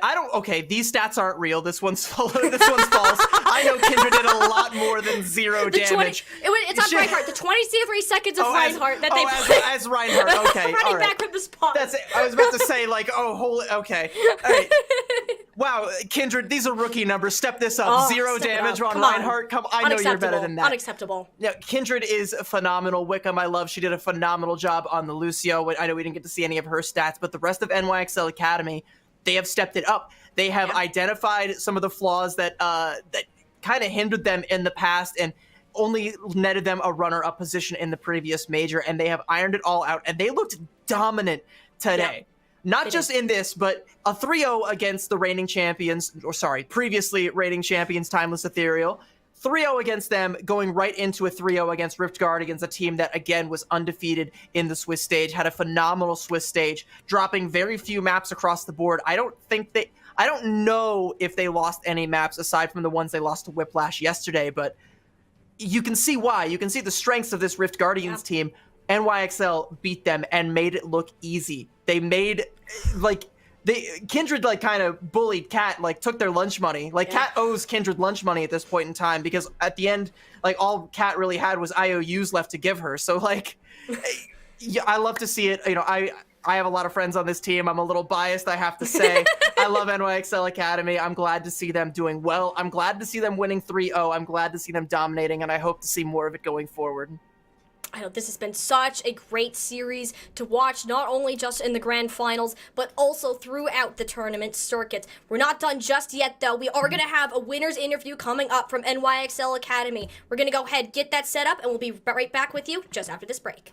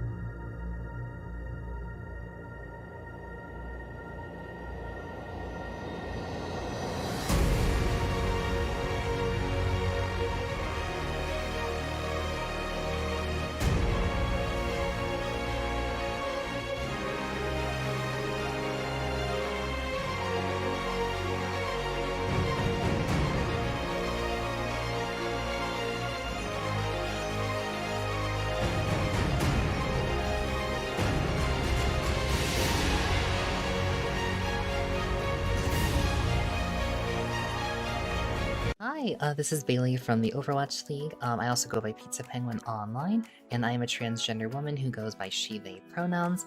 I work on the Overwatch League Path to Pro, and I help lead Colonial Heroes. For me, when I first got involved in competitive Overwatch, I didn't even know it existed. I've been playing Overwatch for about 4 years or so, or maybe 3, but I had no idea that competitive Overwatch existed until I randomly got asked, hey Bailey, wanna go to a scrim? And I was like, what's a scrim? And I then participated in a scrim for my collegiate team. It was awesome. I had so much fun. To me, that was the best Overwatch I've ever played. My first scrim, I had a blast, and it just set this passion, this fire alight in my heart for competitive Overwatch and team environments. It just adds so much for everyone, and it's just an incredible experience that I think everyone should be able to feel that they can belong in and take part of. And to me, that's why I think Colonial Heroes is so important, is that not everyone's comfortable being part of every single esports program, just due to a variety of factors. Especially members of the marginalized gender identity don't normally feel comfortable participating in our main competitive circuits, and I understand why that is. So I'm just so glad that Colonial Heroes exists, because it gives people this place where they are comfortable to engage, to participate, and to compete. It's so cool that this exists and that people continue to use it.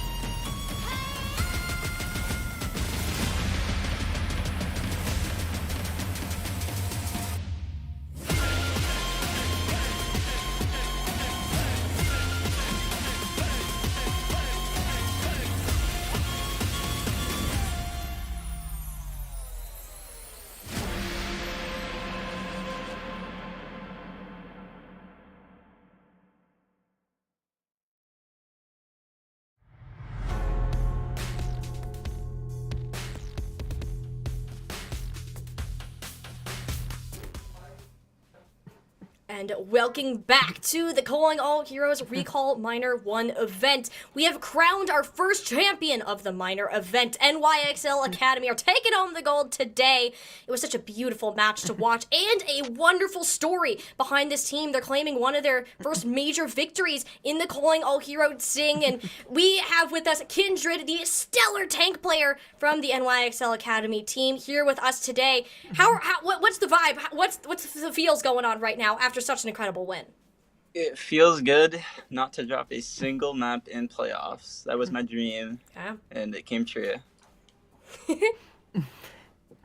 Easy enough. I mean, full disclosure, again, I was a little biased. We're friends. I have a lot of friends on your team, so it feels good to see you guys not drop a map and play so strongly.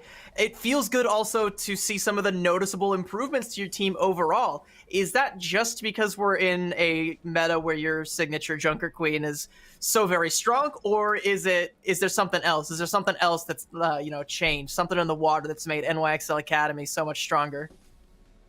I think the meta definitely fits us like insane because we have players that all have experience with this composition and like with these characters, and also just picking up Orion was a big help as long as us getting a lot of practice on this patch, especially.